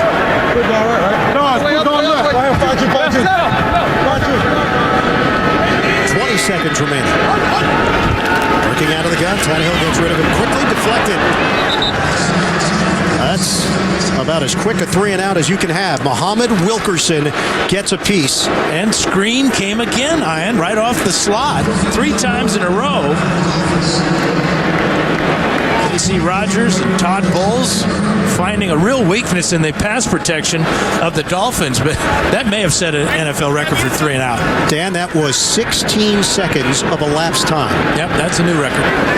you don't have those facts in front of you. No, it's all in my head. Matt Darr, the punt. Curley, backup's good. Punt by Darr. Curley. 7 seconds left. Flag is down. Curley out of bounds at the 25. Dexter McDougal with the illegal block. Only 5 seconds remaining. Another penalty marker at the 41. So a 57-yard punt. Greg Rolstad will take care of some business here. The stadium is as quiet as Sun Life Stadium would be. Well, they respect the officials, Dan. They want to make sure he's got enough There are 2 fouls free on the time play, here. both on the return team. Personal foul, unnecessary roughness, number 55. That penalty is declined. During the return, illegal block in the back. Return team, number 23. That penalty is enforced. First down. They wanted absolute quiet for Rolstad. Are you saying that the Dolphin fans at Sun Life don't respect the officials? I'm saying that fans in general in America will talk through these moments. I think if we were in Miami right now, all we'd be hearing is a bunch of boos. Yeah. 20-7 lead for the Jets. Miami looking for a spark. Last year they got one coming to London and then turned it into a good run in the month of October. Jets will take a knee and that'll do it for this first half. The Jets in front of the Dolphins. And they'll get the kickoff to start the second half. 20-7. Jets lead it. First regular season game for the Jets outside of North America. Did play a preseason game in 2003 in Tokyo against Tampa Bay. So the Jets have looked fresh. Offense looks sharp. Miami, sluggish start. They did get the touchdown. Tannehill connecting with his tight end, Stoneburner. But that was it as we send it downstairs to Evan Washburn. Well, Coach, a quick 3 and out there to close out the half. What's most concerning about the offense there in the first half? Well, we didn't have a lot of balance. We had that one drive. We really had one possession where we got the ball, got it moving, got into scoring position, and made a play. We haven't made a lot of plays. We've hit a couple of runs, but it's been sporadic. We've either had a 12-yard run, a 14-yard run, or 0. So we got to get some balance in the run game going and protect the quarterback. Ivory's seen some success. Can you stack up against the run and not sacrifice things in the secondary. Grimes not looking like he's getting back in this game. Well, that's the balance you have to play, Evan. I mean, we've done it a couple times. We've overloaded the box. Obviously, Marshall and Decker are good receivers, so we got to do both. We just got to tackle better. We've had him wrapped up a couple times, but he's gotten out. I appreciate it, Coach. Thanks. All right, thanks, Evan. All right, thank you very much, Evan. Into the first half in London. The New York Jets on top of the Miami Dolphins, 20-7 at the break. Verizon Halftime Report is coming up after this message and a word from your local station. This is the NFL on CBS.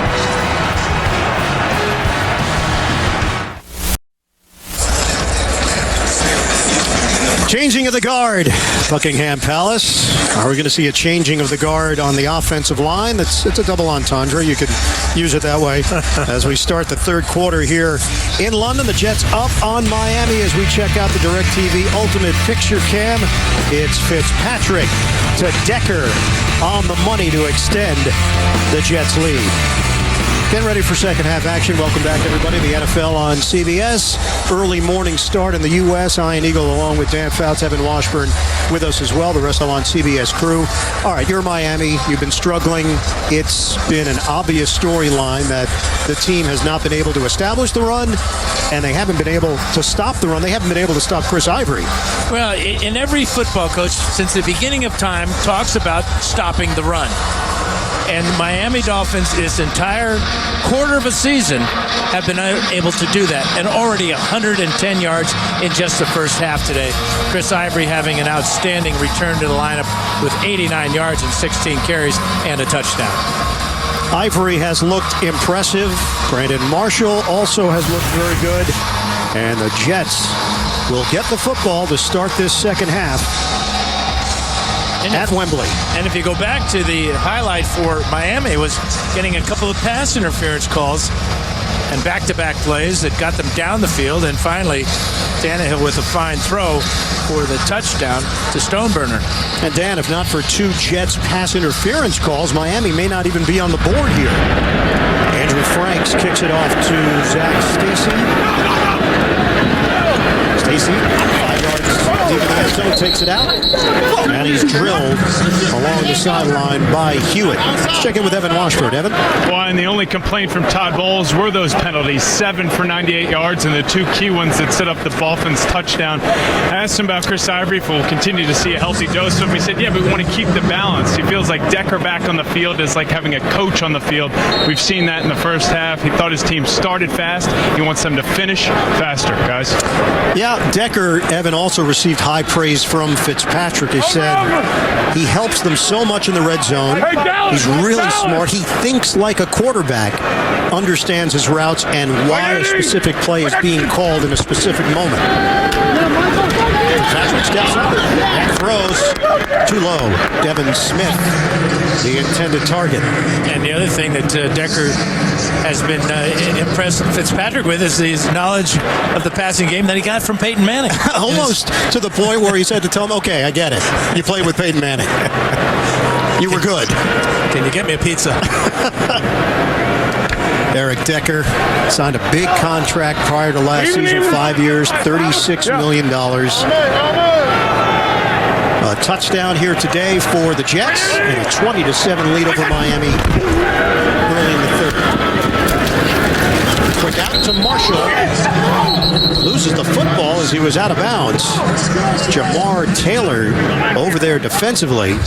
And now whenever Marshall does lose the football, you start to question what just happened after last week's strange lateral against Philadelphia. Well, in his 10-year career, he has fumbled it 16 times. He's lost 8 of those, and so far this year, 2 fumbles. He lost that one lateral last week, so that was fortunate for him that he got out of bounds before the Dolphins knocked the ball out of his hands. 3rd and 4 now for the Jets. First possession of the second half. Fitzpatrick out of the gun in trouble. Fitzpatrick spins out of it. Fitzpatrick, he'll get the first down and more. Ryan Fitzpatrick, a magician move. Houdini-like for 14 yards. It looked looked like he was swallowed up by all the Dolphins here. You can see the push by Sue. Great job by Brian Winters pushing Sue away from the quarterback. And Fitzpatrick never giving up on the play. Again, finds an opening. That's the job that Winters does on Sue. He stayed with the play. Yes, he did, and so did Fitzpatrick. Bill Willie Colon, he's out with a sprained MCL right knee. Ivory is punishing this Dolphins D. Chris Ivory doing it in a variety of ways, and Winters played a role once again. 24-yard rip. And the first half, Ivory was doing most of his work inside here, but watch him bounce to the outside. Following his right guard, Brian Winters. You talked about the changing of the guard iron. There you have it as he fills in for Cologne. 24 yards on the play, longest run of the year for Ivory.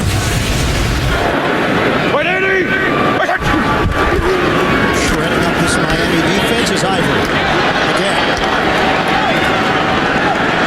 Extra effort. Ivory leaning to the 25-yard line. 9-yard pickup. Bohannon a key block. And while the focus might be on stopping the run, Dolphins haven't proven that they can do it. Already, Ivory, 18 carries, 122. Fitzpatrick, 4 carries for 35. And it's embarrassing to the Dolphin defense at this point. On this drive, 47 rushing yards. Miami has 27 for the entire game. Second and long for New York. Ivory again. Step. Ivory won't go down on first contact. He will run through arm tackles.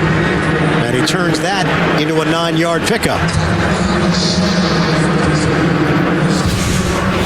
Now watch the linebackers. There's Jenkins. And on the other side, Kelvin Shepard.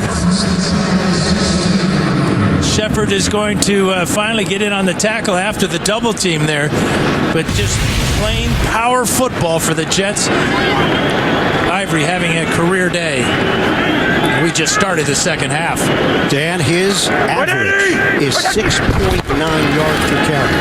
Ivory gets a breather, and Zach Stacy comes in for the Jets. Bilal Powell not a part of this because of the groin injury he suffered in the first half. Koamisi with a stop. It's a 2.5-yard gain for the former St. Louis Rams. Stacy. Yeah, Zach Stacy says, hey, give me some of that. So the Jets picking up where they left off. A 20-7 lead and the 8th play of this opening drive in the third quarter.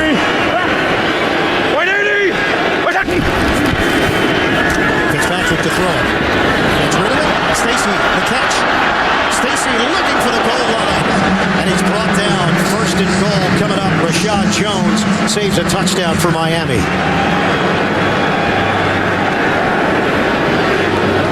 It's missed tackles after getting overpowered. The Dolphins unable to get Stacy on that short pass. Takes it down inside the 5. Jets will come out with an extra offensive lineman on a first and goal from the 2. Brent Qualley, first year from Nebraska, is in. Ferguson is eligible. Motion man is the rookie Saxton. To Stacy, slithers in for the touchdown. And the Jets pouring it on in London.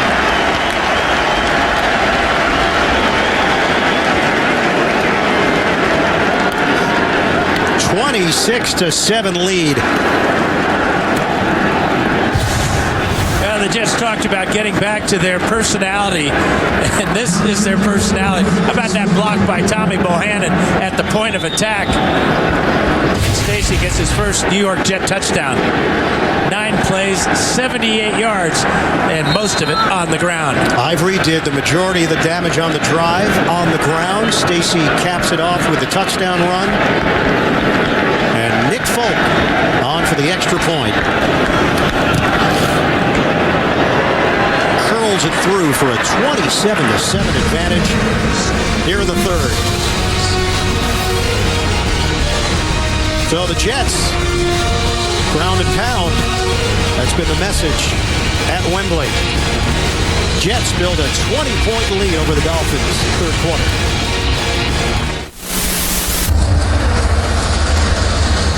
Nine plays, 78 yards for the Jets. It took 4 minutes and 35 seconds. Opening up the third quarter, Stacy, the 2-yard touchdown run for New York, and it's 27-7 Jets. Jets averaged 10 yards a carry on that drive. Nick Folk will kick it off. Jarvis Landry, the return man.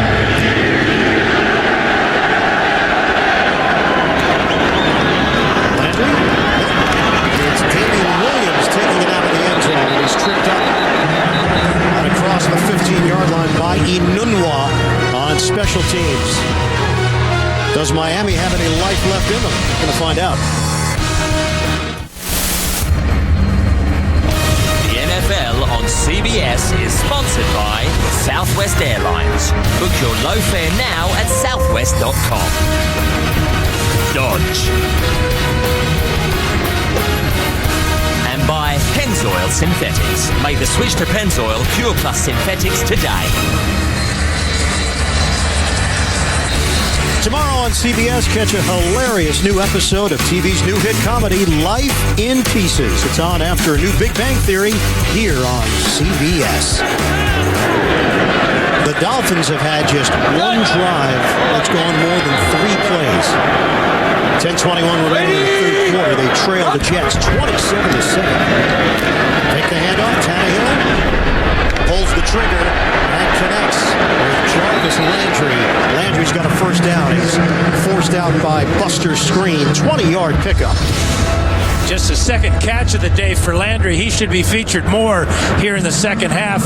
Good throwing lane for Tannehill as he made sure that ball not leading Landry to the sidelines.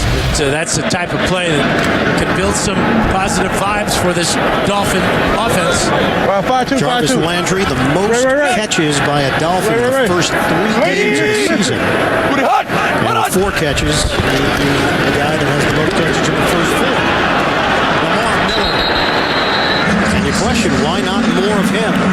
Miller, 5 carries, 26 yards. That's an 11-yard run for Miller to the outside. Well, here's Jawan James here, and Landry is going to, or rather, Miller's going to hit in right behind him.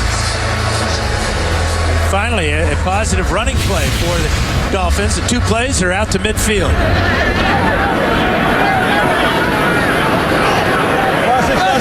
Dolphins have scored just 6 touchdowns in their first 3 games. Tack on another one today, so that's 7 touchdowns in 4 games so far. Miller trying to push the pile, and he's ridden down after the gain of 2. Leonard Williams in there, along with Damon Harrison for the Jets. And first down has not been good for the Dolphins throughout this early season. Gets them off schedule. You always hear them talk about let's stay on schedule. Well, 2 yards on first down is not on schedule.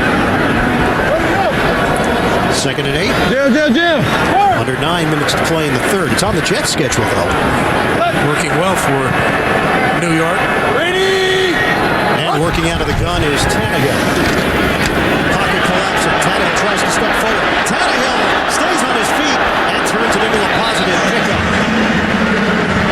Well handled by Tannehill, gains 3 yards across midfield. Gives you a look at his athletic ability. Watch him hop over his own blocker there, Miller, and then make something out of absolutely nothing. 21 plays in opponent territory for the Jets, just 1 for Miami. Tannehill signed to a 6-year, $96 million extension before the season started. It's short. Greg Jennings on a 3rd and 5. Buster Screen jumping over there.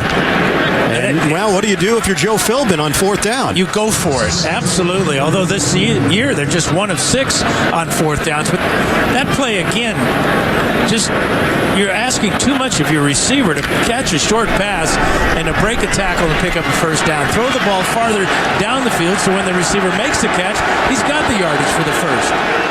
It's 4th and 2 at the Jets' 45. Miller single setback. Play clock is down to 3. Tannehill from the gun. Pumps, throws, knocked away. Gilchrist in a matchup with Jordan Cameron. And the Dolphins will hand it over to the Jets on downs. Miami, they've been out of sync, and they're down big in the third. Defensively, the Miami Dolphins have had the fewest hurries and knockdowns of the quarterback in the league so far. They need to make something happen defensively. It's not working on offense. And the Jets willing to grind it out on the ground with Chris Ivory, who already has 131 yards rushing and a touchdown. Flags fly. 7:23 mark of the third. False start. Offense. Number 67. 5-yard penalty. Still first down. And because they've lacked pressure on the quarterback, they only have 1 sack on the year. They have no fumbles. They've caused no fumbles. And they've only have 2 interceptions. So both of those things, the pressure on the quarterback and then the takeaways, you've got to find a way to get that. The only negative for the Jets so far today, penalties. 8 of them, costing them 103 yards. First and 15 after the penalty against Winners. Fitzpatrick puts it in the air, timing around. It's right there for Marshall. Working against Jamar Taylor. No Brent Grimes out with a knee injury. Well, Jamar Taylor's got good coverage here, but you can't defend this pass. Looking right back into the sun, you can see the frustration on Taylor. Great catch by Marshall, looking right into the sun as Fitzpatrick recognizing that Taylor never could locate that ball. And it is a first down to the 45 of the Dolphins. Back to the bread and butter. Stop and go by Ivory. Picks up 3 yards, and Ndamukong Suh combining with Jenkins. Kevin Coyle, the defensive coordinator of the Dolphins. He's certainly under the microscope right now with the way this defense has performed through the first 4 weeks of the season. Yeah, and because the Jets are running the ball so well, the Dolphin defenders have to be thinking about stopping Ivory. You can see this elbow right there. Frustration in the coach's booth as well. 4th year with the Dolphins, spent 11 years with the Cincinnati Bengals coaching staff. Bootleg. Miami was ready for it. Decker, the intended receiver. Derek Shelby, the pressure on Fitzpatrick. Shelby for roughing the passer. Went up high on Fitzpatrick. It's a real iffy call here. Personal foul. Roughing the passer. Defense, number 79. 15-yard penalty, automatic. First down. Well, he hit him with his head, led with the head right to the face mask, and absolutely roughing the passer. Covering up his Yosemite Sam mustache. Well, the defensive ranks for Miami are not good. And for Kevin Coyle and company, they've had no answers. First down for the Jets. Ivory going up the middle for 2. And the Dolphins defenders complaining to the officials.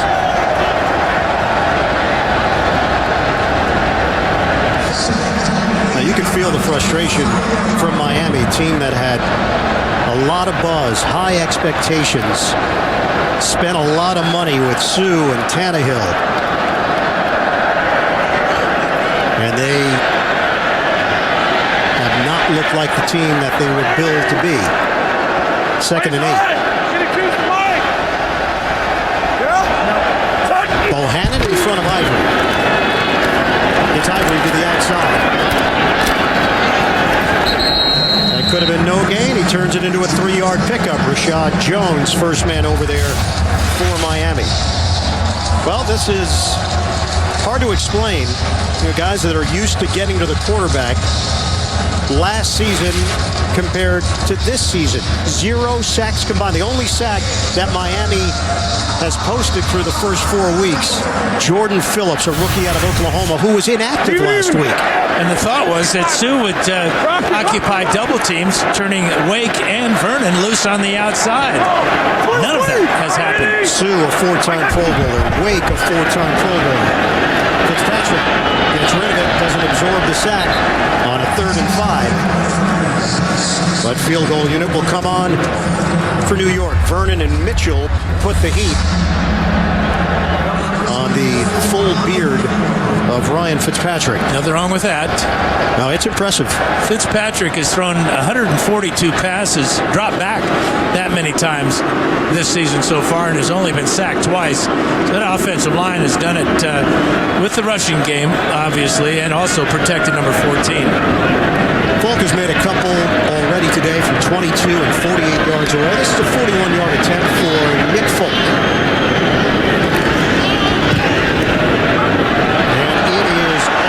To the left.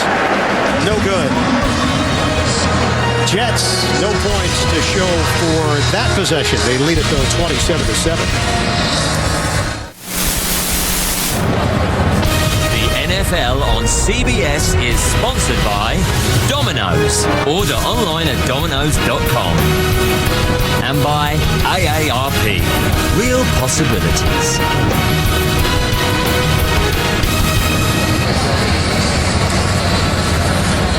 Hustle and bustle, Piccadilly Circus over the weekend here in London. Just absolutely beautiful weather for the NFL International Series. First of 3 games here in London this year.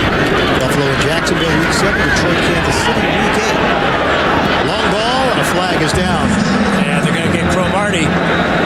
He had a handful of jersey. Rashard Matthews, the intended receiver. And the ball was in the air when he grabbed the jersey, so this will be pass interference and not holding. Pass interference. Defense, number 31. The ball will be placed at the spot of the foul. Automatic. First down. So the Dolphins going back to their most effective play today, and that's the pass interference against the Jets. There's the hold, there's the grab, and there's the flag. That is the 3rd long PI that Miami has drawn against the Jets. 28-yard penalty. Tannehill is 9 of 18, 80 yards, and a touchdown. 9 penalties cost the Jets 131 yards. Shotgun, Tannehill. Incomplete. Landry, the intended receiver. Gilchrist there defensively for New York. Well, Miami has struggled on the defensive side of the ball. The Jets have not this season. Total defense 4th. Still early. It's just a sample size right now, but they're getting to the quarterback. They're tightening up in the red zone, and they are number 1 in takeaways, although they don't have one yet today. Here we go. Wow, 5-2. 6 offensive linemen for Miami. Jeff Linkenbach is in. 2nd and 10 for the Dolphins. Miller. He's hit by Demario Davis.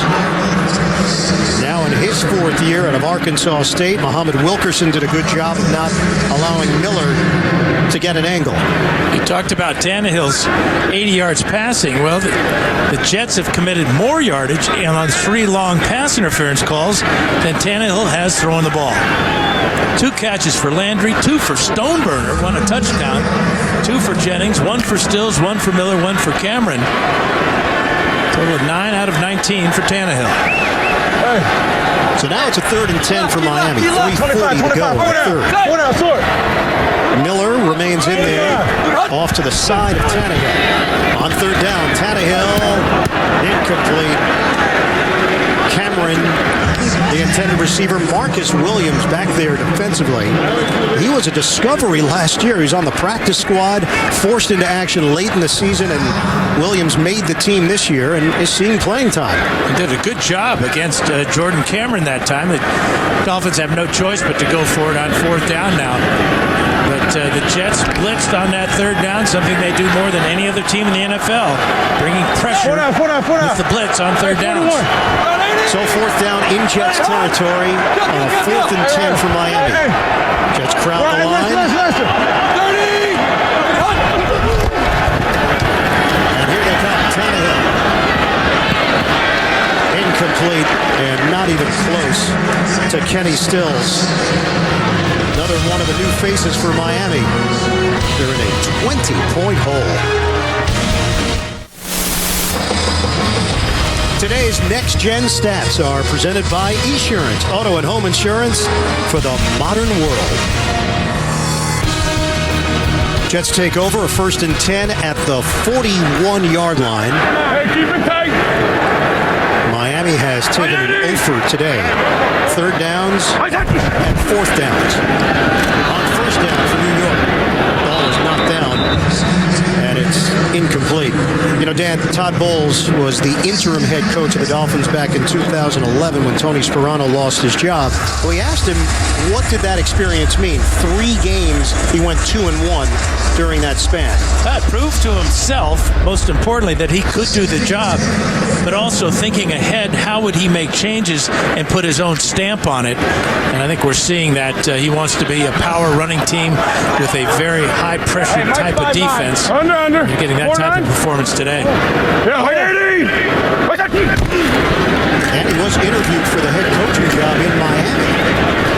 Joe Philbin got the gig. Zach Stacy, catch and run. Working to the outside and picks up 6 yards. Well, for Bowles, he's a no-nonsense guy, very straightforward. Talking to the players about him, asked Muhammad Wilkerson, he said, he's laid back, but he commands respect. He's very thorough, and players pick up on that.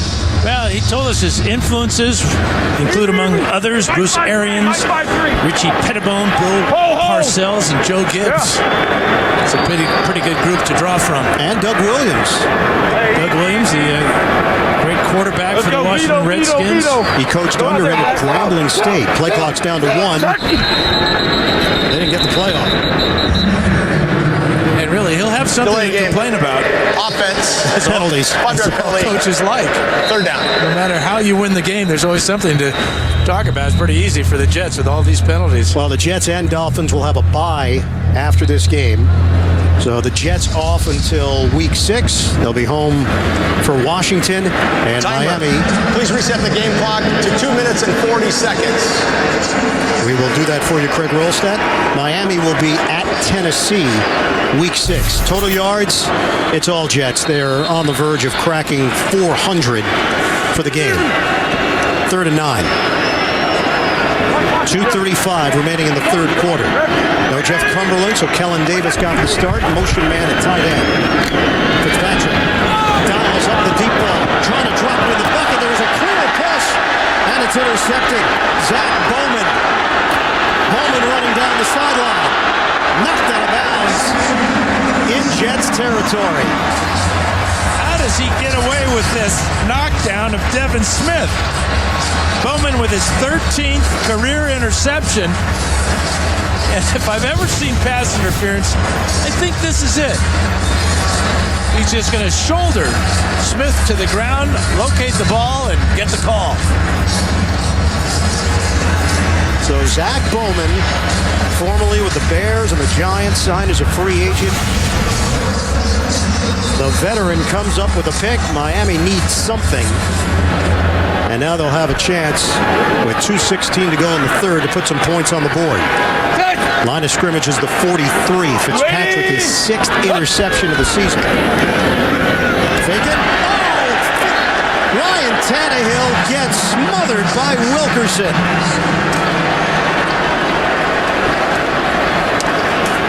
Muhammad Wilkerson getting to the quarterback untouched. Yeah, how does that happen? I mean, Wilkerson has 27 sacks in his career, 6'4", 315, and you don't block him on a play-action pass? Expecting him to go for the fake? Well, he did not go for the fake, and he got the quarterback. And it's 2nd and 21. Miami back in its own territory. From the 46, Tannehill Feeds it underneath to midfield. And he connects with Greg Jennings for a short gain. Again, a short gain when you need a long gain, or at least half of a long gain to get you back into a reasonable field position to pick up the first down on third. 0 for 8 on third downs today for the Dolphins because of passes like that. It's a 3rd and 17 for Miami. We are down to 1 minute to play in the third quarter. Tannehill in trouble. Tannehill tosses it away. That's going to be intentional grounding. They're going to say he got it beyond the pocket and out of bounds, but there was no Dolphin on that side of the field. And surprise, Ian, the Jets blitzed on third down. Screen again, among others. So Tannehill ruled out of the pocket. Davis and screen, the two that got in the face of Ryan Tannehill. It's been a long day in London for Tannehill. 10 of 23, 84 yards, and a touchdown. Matt Darr will punt it. Jeremy Curley waiting at the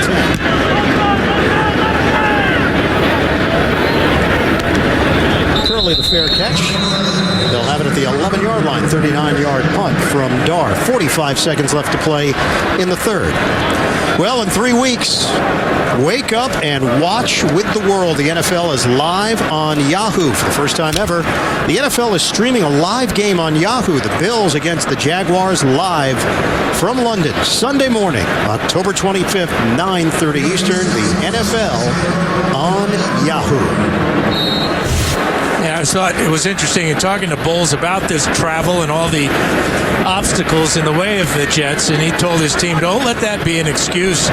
This is a division rival. Even. They made the same trip we did. Just go out and play the game, and his team has responded. From the 11, final 45 seconds of the third, Ivory gets stood up for no gain on the play. Kelvin Shepard getting into the backfield for Miami. And Jelani Jenkins. 388 total yards for the Jets with a quarter remaining. 97 total yards for Miami at the end of 3. And Jets will allow this clock to run out at the end of the third quarter. It's about a half-second differential game clock to play clock in the benefit of the Jets, who can head to the fourth quarter with a comfortable lead, 27-7 over the Miami Dolphins. End of 3. We'll return to London after this message and a word from your local station, the NFL on CBS, home of Super Bowl 50.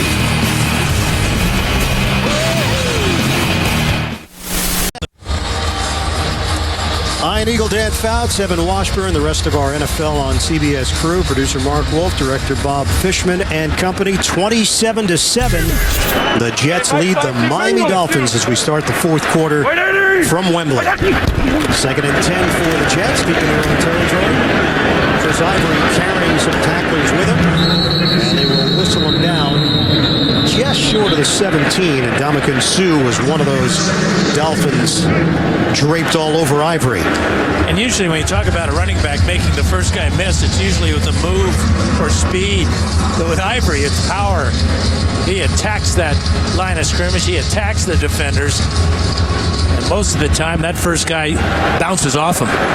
24 carries, 144 yards, and a touchdown for the 6-year veteran Chris Ivory. 5 receivers set on a 3rd and 4. Steps up, puts the ball in his left hand and gets the first down. Ryan Fitzpatrick, good decision-making throughout the day. That one's a 5-yard pickup. 5 carries, 40 yards. And all of them have been on scrambles. And all of them, it seemed like, have picked up first downs. Head first quarterback right there, picking up another first down. averaging 8 yards a carry. He ought to go in and renegotiate. Right now or later? On the plane. They'll have plenty of time on the plane. That is a long flight back to the New York area. A yard away from 400 for the Jets. 3 yards away from 100 for Miami. Chris Ivory gets banged around, but he turns it into a 9-yard pickup for the Jets. 153 yards now for Ivory on the ground. Yeah, the offensive line totally dominating this Miami front. And so is Chris Ivory. Well, it's the most yards gained by any player in an international series game. He's at 6.1 yards per carry. His career high is 158.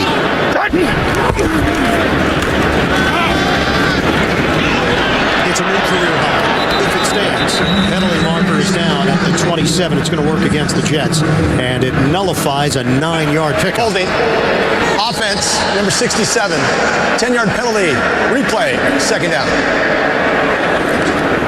It came against the Tampa Bay Buccaneers as a member of the New Orleans Saints back in 2010. 158 rushing yards for Ivory. He's at 153 right now, and he's actually on the sideline right now as well. Yeah, at some point, Todd Bowles got to be thinking about, okay, that's enough.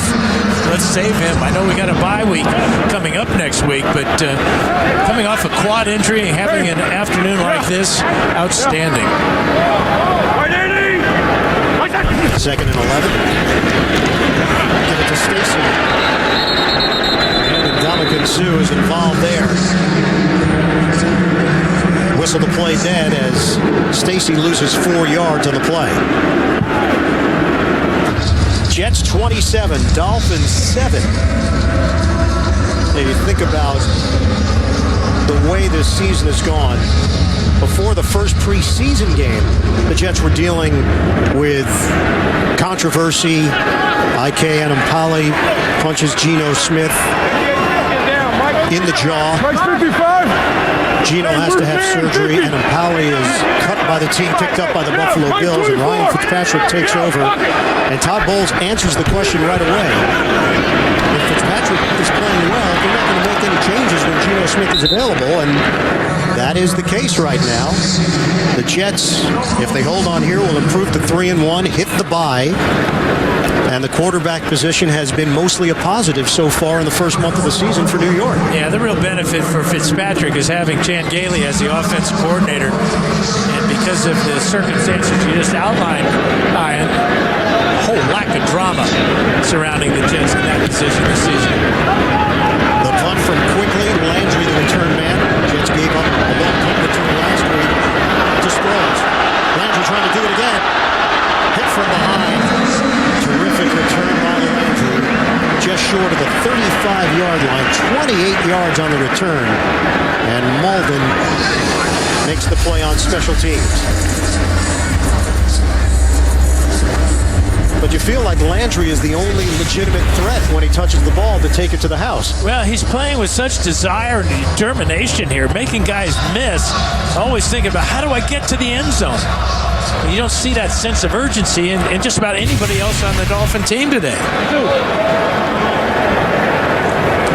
They mark him down at the 37. Under 11 minutes to go now in the fourth. First and 10 for the Dolphins. Take the handoff. Tannehill. Pocket remains clean. Jordan Cameron with a catch. Takes it upfield for a first down. Out near the 25. Calvin Pryor got spun around. That's an 11-yard pickup. And just the second catch of the day for Cameron. First down for Miami. Those two catches have amounted to 19 yards for the former Cleveland Brown. Line of scrimmage is the 26. Tannehill over the middle. Kenny Stills. Stills leans in. And another Miami first down just inside the 10. That's a 16-yard hookup. That little slant route for Kenny Stills. It's inside of Cromartie. Turn Cromartie all the way around. On first down. Ball was tipped, and it's incomplete. Cameron, the intended receiver, Demario Davis, the linebacker over there for New York. Enough coverage there by Davis. And that fastball from Tannehill. Fortunate for the Dolphins, it wasn't picked off because it was up in the air for a bit. Dolphins came to London last year. They beat Oakland 38-14. That started a run where they won 5 out of their next 7. Red zone offense. Miami 1 out of 1. That'll have an opportunity as they haven't moved the ball here today. From the gun. Tannehill, open, touchdown, Kenny Stills.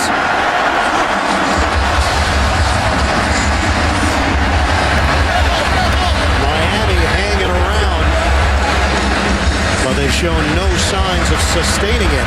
Yeah, an out route by Kenny Stills. Perfect timing from Tannehill. Number 10 is Stills that just break to the outside. Cromartie, for some reason, playing about 10 yards off when the ball was inside the 10-yard line. Easy pitch and catch for the Dolphins. 4 plays, 37 yards. It took less than a minute, and it was set up by the punt return by Landry. Extra point from the rookie Andrew Phillips, Rensselaer Polytechnic Institute. The Engineers? Very good, man. It shows that you actually listen to me. Once in a while, pal. Once in a while.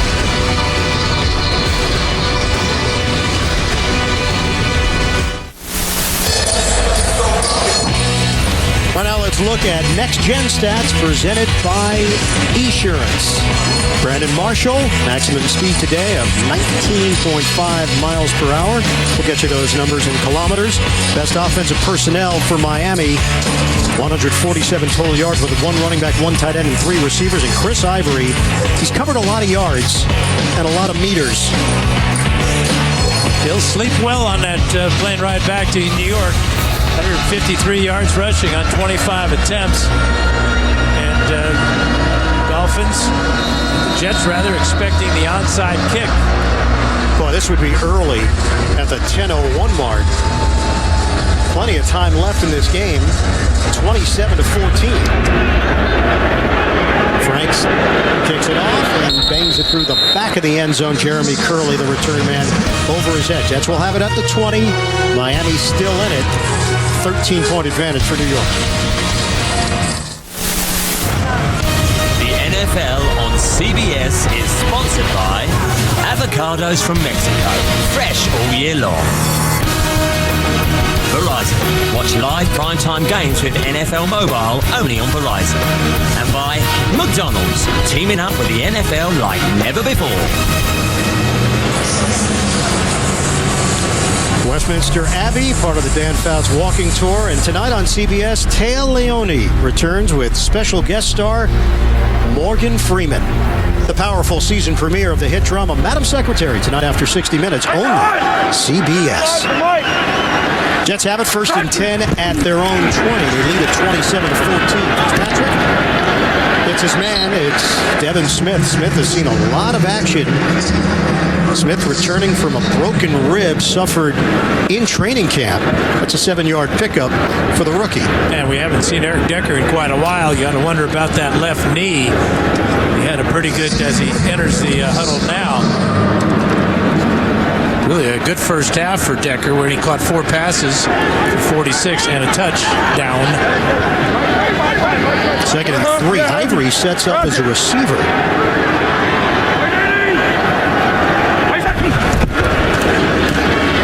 Fitzpatrick looking. He thought he had Decker. Incomplete. Let's get an NFL Today update. Head to New York at JB.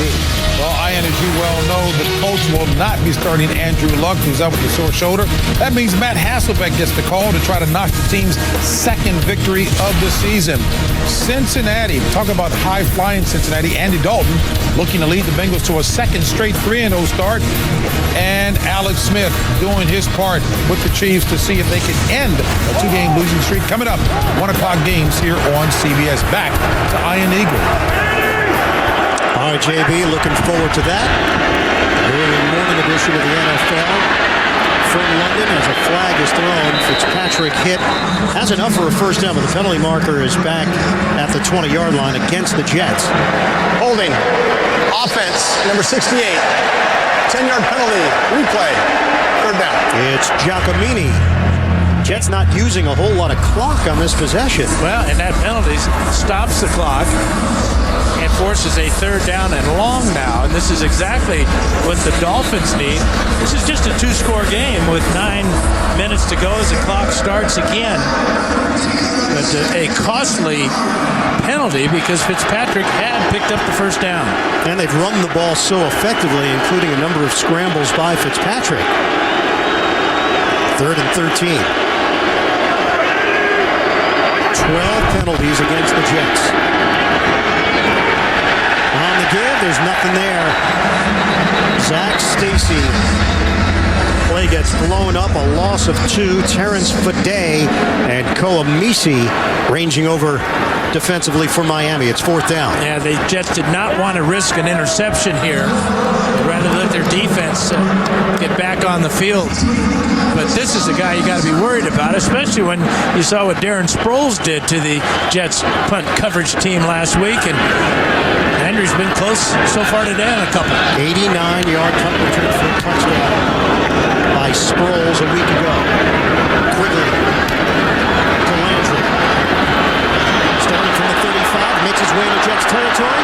Had a spin move along the sideline. Landry has been a one-man wrecking crew trying to get Miami back in it. 24-yard return after the 50-yard punt. 27-14 Jets. The Jets have allowed Miami to hang around here with 8:01 to play in the fourth quarter. The last 3 Dolphins possessions have opened up in Jets territory. This one starts at the New York 40. Miller the lone setback. Tannehill out of the gun. Tannehill avoids the rush initially, and then he's pounded. Combination of T.J. Barnes getting in there.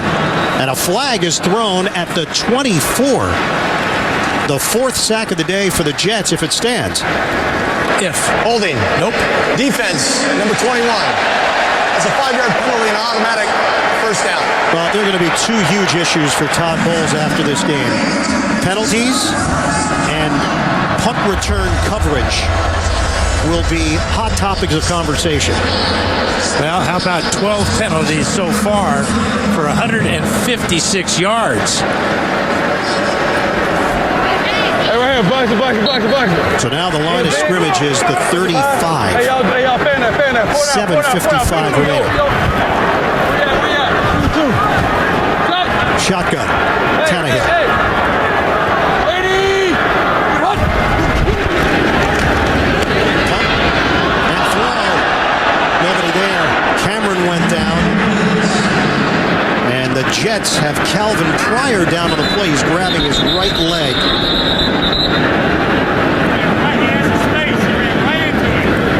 Again, an all-out blitz by the Jets.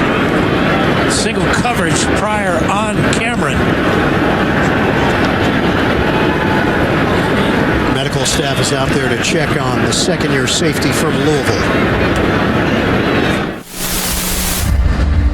The NFL on CBS is sponsored by Geico. 15 minutes could save you 15% or more on car insurance. And by CenturyLink, your link to what's next.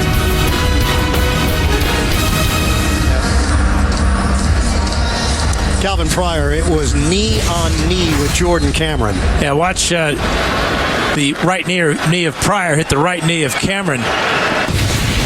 The league legislated that the players wear knee pads, but so many of them wear their knee pads above the knee. Pryor was able to get up with some help and then limped off to the sideline. Give it up to Landry. Jarvis Landry slowed down, and Landry's still going.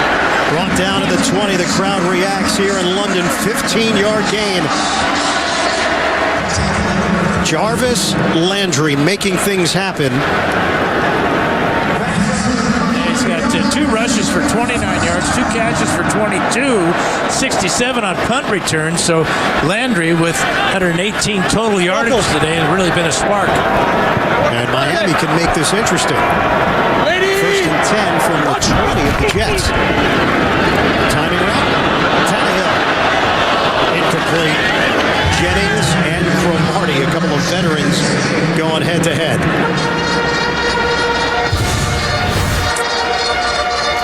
Well, Tannehill sees the blitz coming from screen one more time. They pick it up this time, but there's just no way that Jennings can get to this ball as it lands about 3 feet out of bounds. We've got an injured player. That's David Harris. One of the biggest keys on this Jets defense, a thumper, now in his 9th year in the league. Signed a 3-year, $21.5 million deal.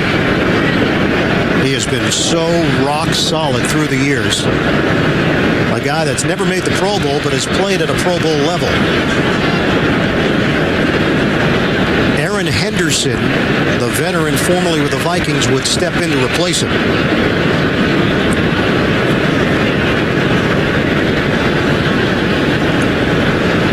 They're checking the right knee of Harris.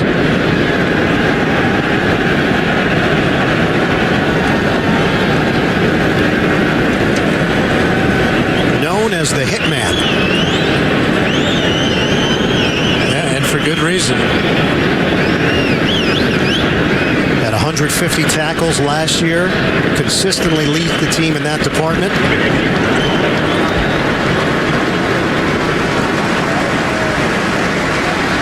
And Harris will walk to the sideline. And it's a good sign that he can walk, and it's not really a horrible limp that he's got going there, just a little hitch.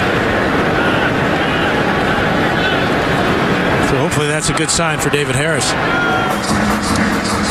3 tackles and a sack today for Todd Bowles' squad. A field goal here for Miami does very little. They need the touchdown. They're down 13 with 6:57 to go. To make this a 10-point game isn't going to help. From the 20-yard line, shotgun for Tannehill. They handle the rush. Tannehill fires it. Catch made by Landry. Landry finally brought down inside the 5. 16 yards, catch and run. We're down to 6:42 and counting remaining in the 4th. Yeah, I like the design of that play as he released down the field behind Devontae Parker and got open. First and goal for the Dolphins. Tannehill knocked up in the air.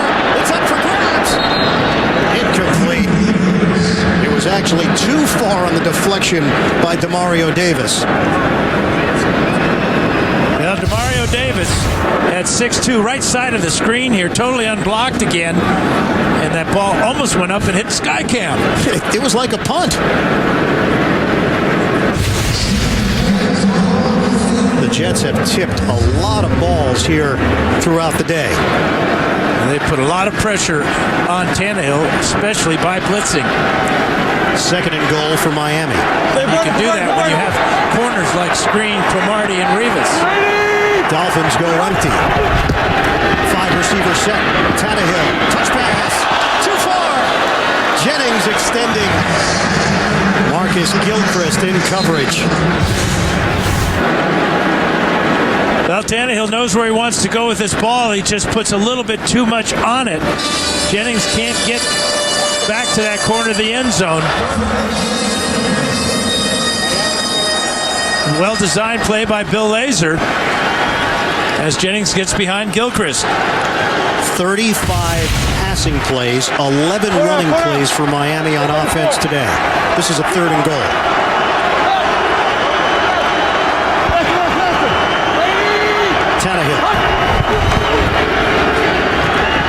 Tannehill in trouble. Throws it with the left hand.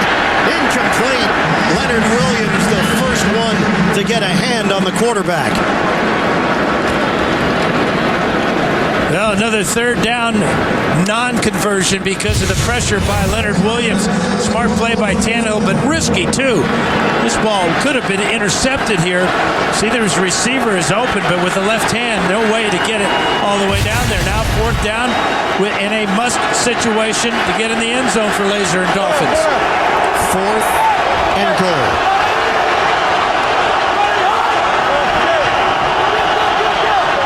Shotgun for Tannehill. Tannehill to the end zone. Incomplete. Jennings with screen and a flag down in the end zone. They're going to get screened for holding in the end Before zone. the pass was thrown, holding. Defense, number 41. That penalty's half the distance to the goal and an automatic first down. Same route they just ran 2 plays ago to Jennings on the corner route. So it's 1st and goal for Miami. They'll get 4 more cracks at this. And you would think maybe a draw play or a read option play for the Dolphins might work here. They haven't run the ball in seems like about a half an hour. Go back to the penalty. Here's the holding right there on screen. And that gives life to the Dolphins. 14 penalties, costing the Jets 163 yards. Jeff Linkenbach is in as an extra offensive lineman, and he is eligible for Miami.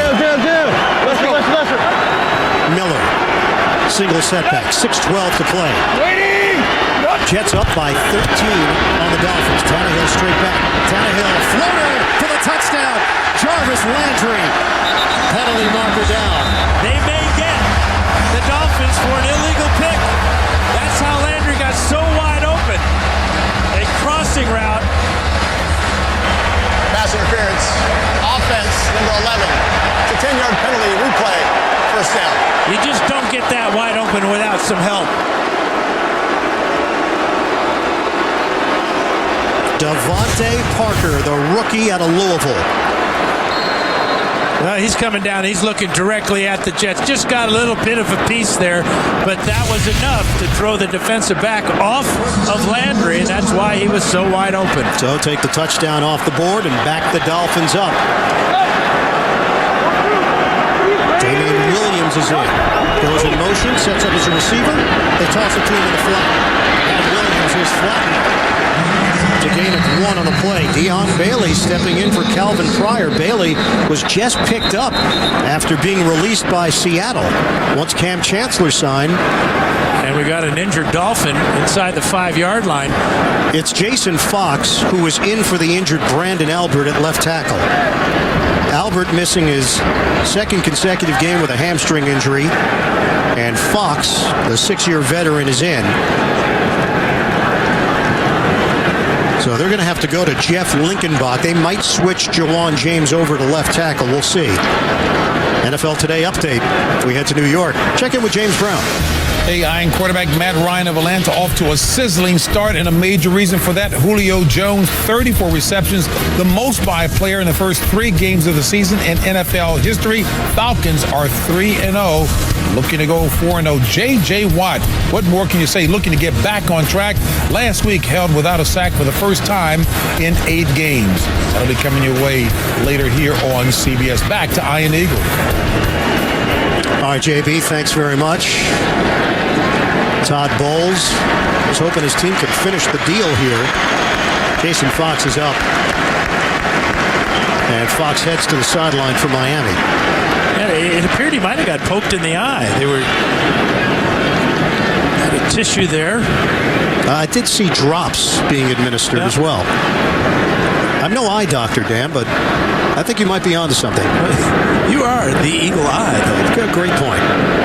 Whatever happened to the bird and the beard, anyway? They're still around. 2nd and goal from the 11. 9th play of the drive. Under 6 minutes to play in the game. Linkenbach is in at left tackle, replacing Fox. Shotgun. Tannehill. Fade route. End zone.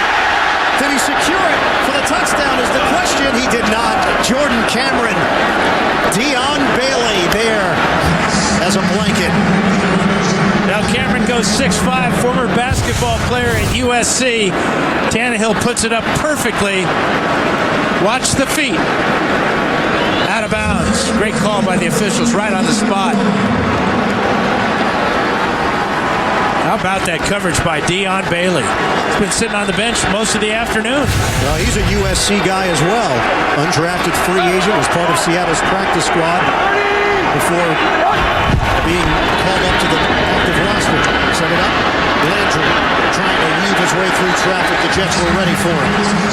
And it's 4th down for Miami. Dion Bailey on the wrap-up.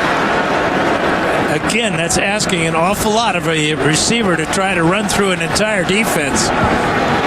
Brings up 4th down. He has to throw this ball into the end zone.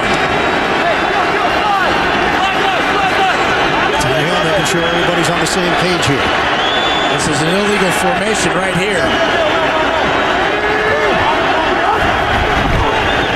On 4th down, Tannehill, end zone, intercepted by Revis. No flags. Landry, the intended receiver. Now we got a flag late for arguing on Landry.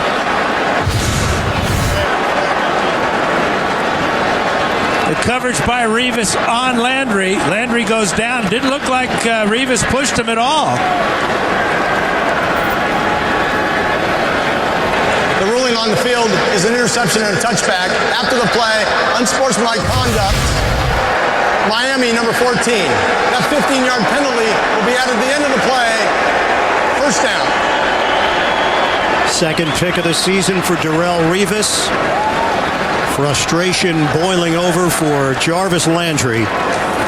Revis, his first trip to London. And he's got himself a pick. He's got 25 now in his career, and they look like they just might have got their feet tangled up a little bit there. Dan, you asked him straight out, what makes you so good? He said, I just try to dominate the guy that's in front of me. The game is all about matchups. Win your matchup. And also, if I see something once, I've got it. If I see it on film, I'm ready. Ivory taking it to the outside, and Ivory's got a new career high. 162 yards rushing for Chris Ivory. Darrelle Revis, 5th career interception against Miami. He's got what all the great ones have. Obviously, the natural ability, the smarts, the study habits, the practice habits, and he puts all that together with intuition and comes up with another interception. You know, I asked him, did you play receiver in high school? Was it always cornerback? He said, yeah, I played receiver, but I got to Pitt. They gave me the option to play wide receiver or corner, and the defensive backs coach, Paul Rhodes, made sure I never played a snap of offense. I think it's turned out pretty good for Darrelle Revis. 49's the Mike Adams. Using all of the play clock here. Down to 3, down to 2, under 4 minutes to play. Ivory, hit from behind. And Miami came away with a football. They got it. Derek Shelby on the recovery for the Dolphins with 3:51 left. Don't go anywhere. First fumble of the year for Ivory. And could not come at a worse time. Again, he's going to struggle for yardage. And sometimes you should just know the situation of the game and get down. The question is, was he down before the ball was ripped loose?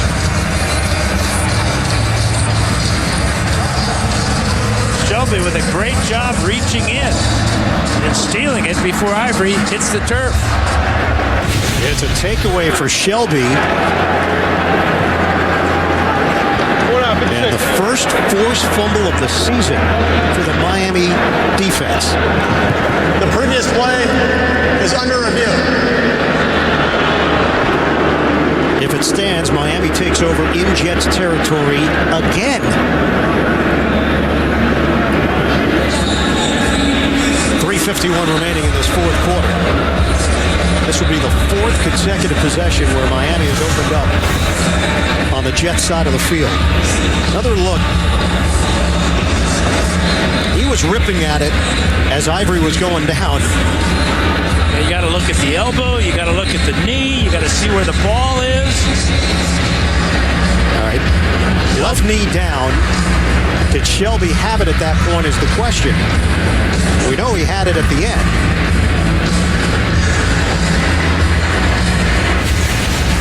They have to have enough evidence to overturn it. Chris Ivory, 27 carries, 162 yards, and a touchdown. This may give us a real good look at it. Boom. The knee is down, and the ball is in both players' possession, it appeared.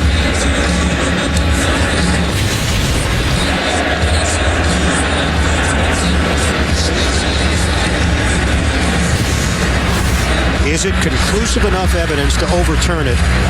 Look at the left knee of Ivory there. Does he still have it? He's got half of it, that's for sure. That may be enough. I think he's got it. I think this is going to be overturned. Do you think the Jets hold on to the football? I do. And I think they do too. The offense staying on the field. And it would be enough for a first down. That might be what they're looking at now as the spot. For first down. Let's check out Mike Carey's view on this, our NFL rules expert. Mike, what'd you see on that play? Well, I saw firm control in the hand when his knee hit the After ground. review, the ruling on the field has I would changed. reverse it. The runner was down by contact at the 45.5-yard line. That's enough for a first down. It'll be first down and 10.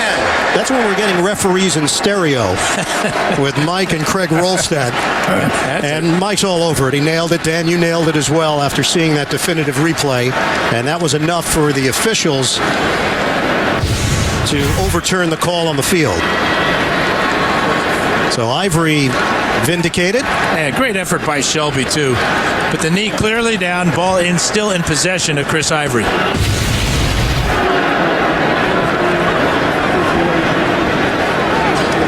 It is a first down.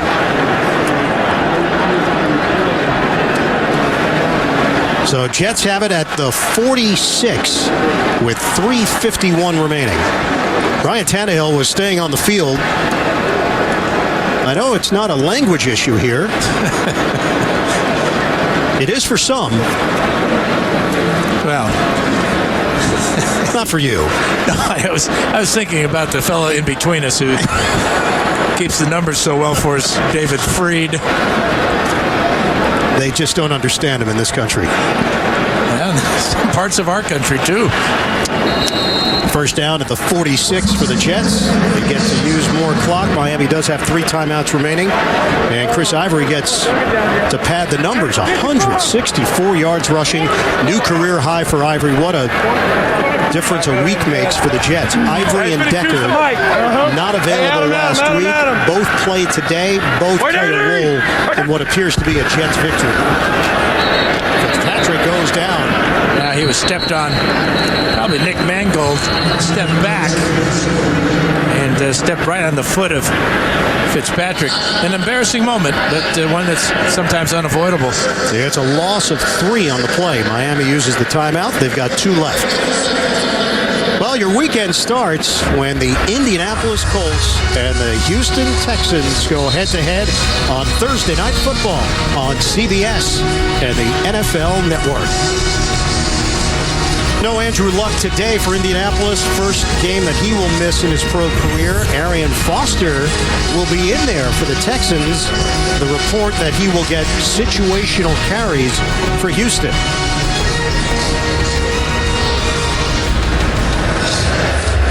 So a divisional matchup. First time they've done that here in London with the Jets and the Dolphins. Jets looking to move to 3-1 on the season. Miami trying to avoid a 1-3 start. They did last year when they won this game against Oakland.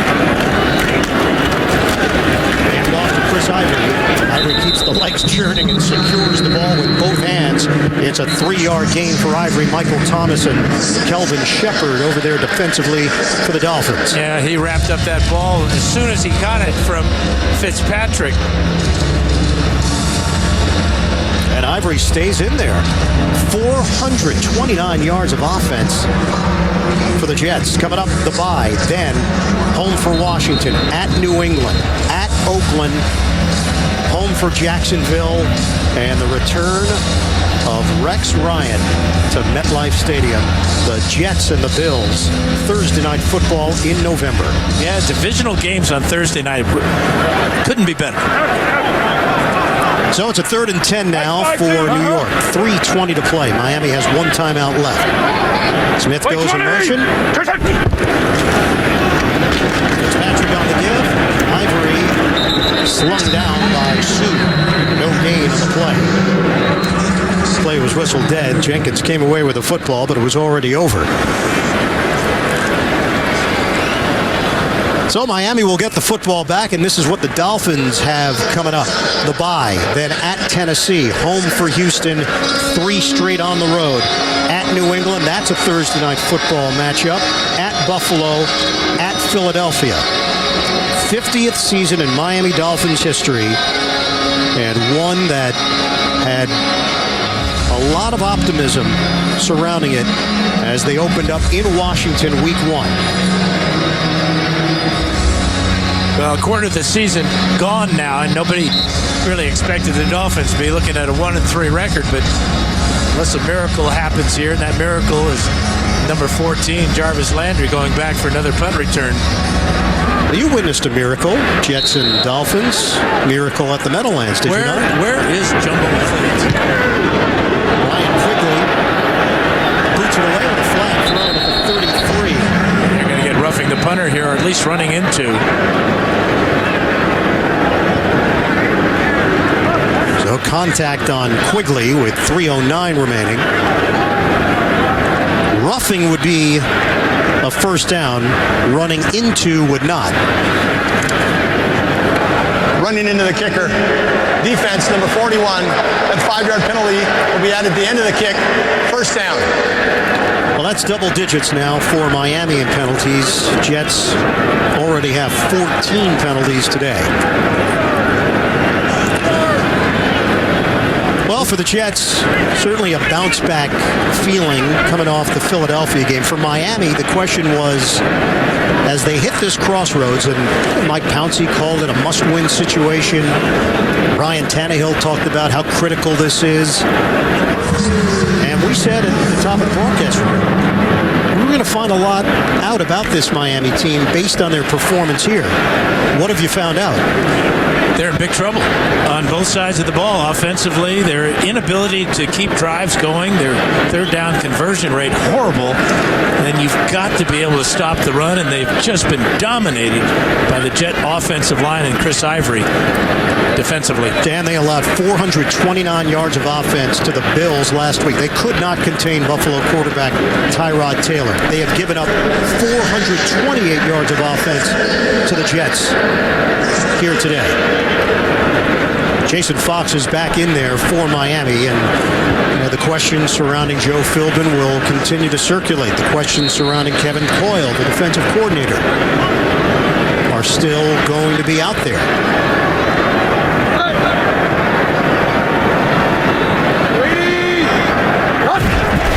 First and 10 for the Dolphins, just over 3 minutes to play. Tannehill gets rid of it, and it throws to Matthews. Spun out by Cromartie. Connection made on the sideline.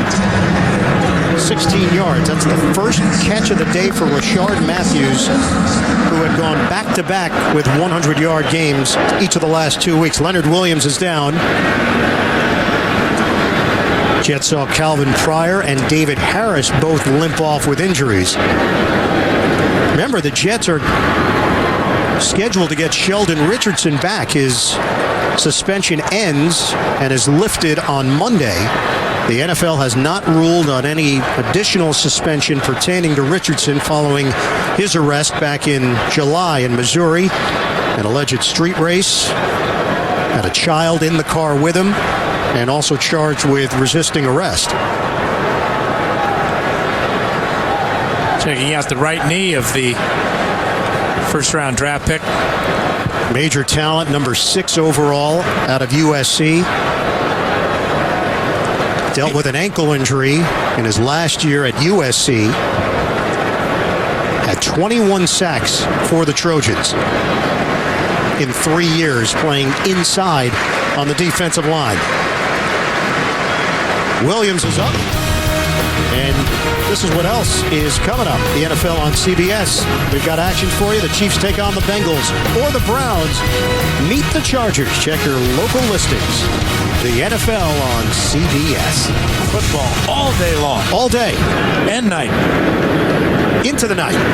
And we'll be back at the hotel watching football into the night. 27-14 Jets. Miami's got 3:02 to work with here. The matchup at the bottom of the screen here. Demario Davis and Jordan Cameron. Line of scrimmage is 32. Tannehill steps up. Runs it incomplete. Landry, the intended receiver, Buster Screen, drawing the assignment. The screen has been such a plus for this Jet defense. The ability to play the slot corner where all the traffic with other defensive backs and receivers and linebackers in the way, and to have the quickness to stay with the players, such as Jarvis Landry. Jets in great shape, and having those three corners with Cromartie and Revis now screened really gives Bowles and Rodgers a chance to turn it loose with the blitzes. Tannehill gets away, downfield, over the shoulder grab. It's Kenny Stills. Whistle down at the 27-yard line. There was Malden putting the heat on Tannehill, but he couldn't bring him down. It turns into a 33-yard gain. And plenty of opportunities for Stills to step out of bounds and stop the clock. Stayed in bounds, the clock rolls. Mark him down at the 26. We've got 2:22 remaining. Tannehill to the outside. And Stills hit hard by Screen. That's something Darrelle Revis mentioned in his assessment of Buster Screen. He said his change of direction skills are uncanny. He's never seen anybody like it at that spot. I don't think Kenny Stills has either. 2nd and 10. Tannehill. End zone. Rainbow is incomplete. Looking for Stills. We hit the 2-minute warning with 1:56 to play. Jets up 27-14 on Miami. Coming up next, CBS delivers regional action for you. Kansas City at Cincinnati for the Browns, taking on the Chargers. Check your local listings. Leonard Williams, his return is questionable. 27-14, the Jets leading the Dolphins with 1:56 to play. Line of scrimmage is the 26 of New York. Hey, right here. Rocco. Lamar Miller just 7 carries, 26 yards on the day. 45 pass plays, 11 rushes for the Dolphins.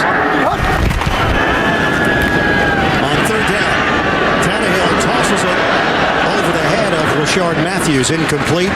Again, pressure from Buster Screen. Yeah, Screen coming unblitzed again from the right side of Tannehill. Tannehill sees him coming, but Jawan James can't get out quick enough to keep Tannehill getting dusted again by Screen. Now it's 4th down.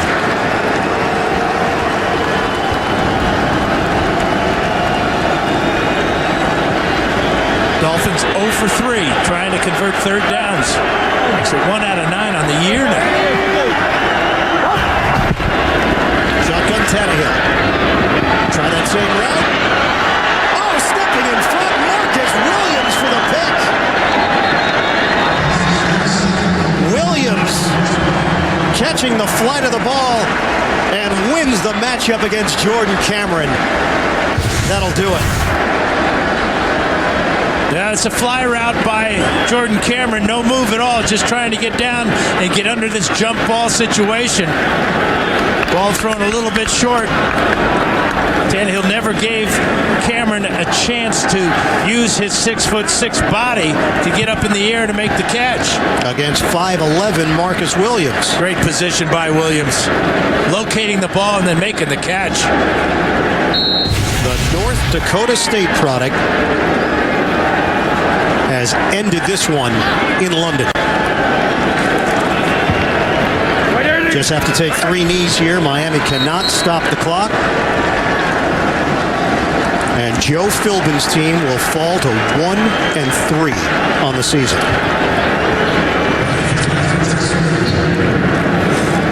A year ago, Miami came to London, got the win over Oakland. It jump-started things for the Dolphins, but not the case this year.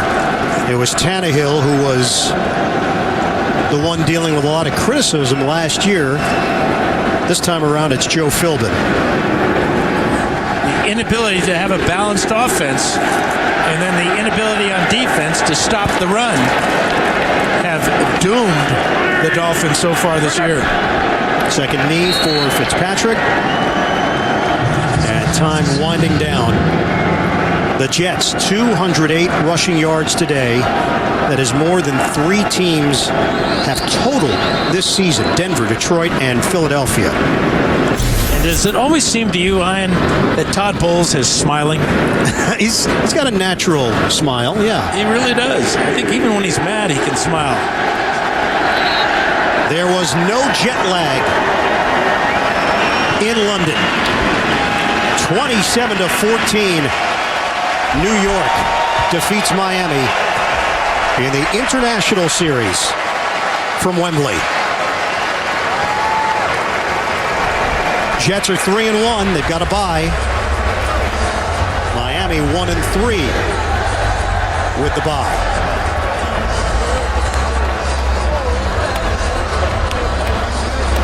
Todd Bowles and the Jets get it done in the United Kingdom. And that'll do it for us. For Dan Fouts, Evan Washburn, the rest of our crew, Ian Eagle, so long from London. Coming up next, your 1 p.m. game. You've been watching the NFL on CBS, home of Super Bowl 50. Enjoy the football all day.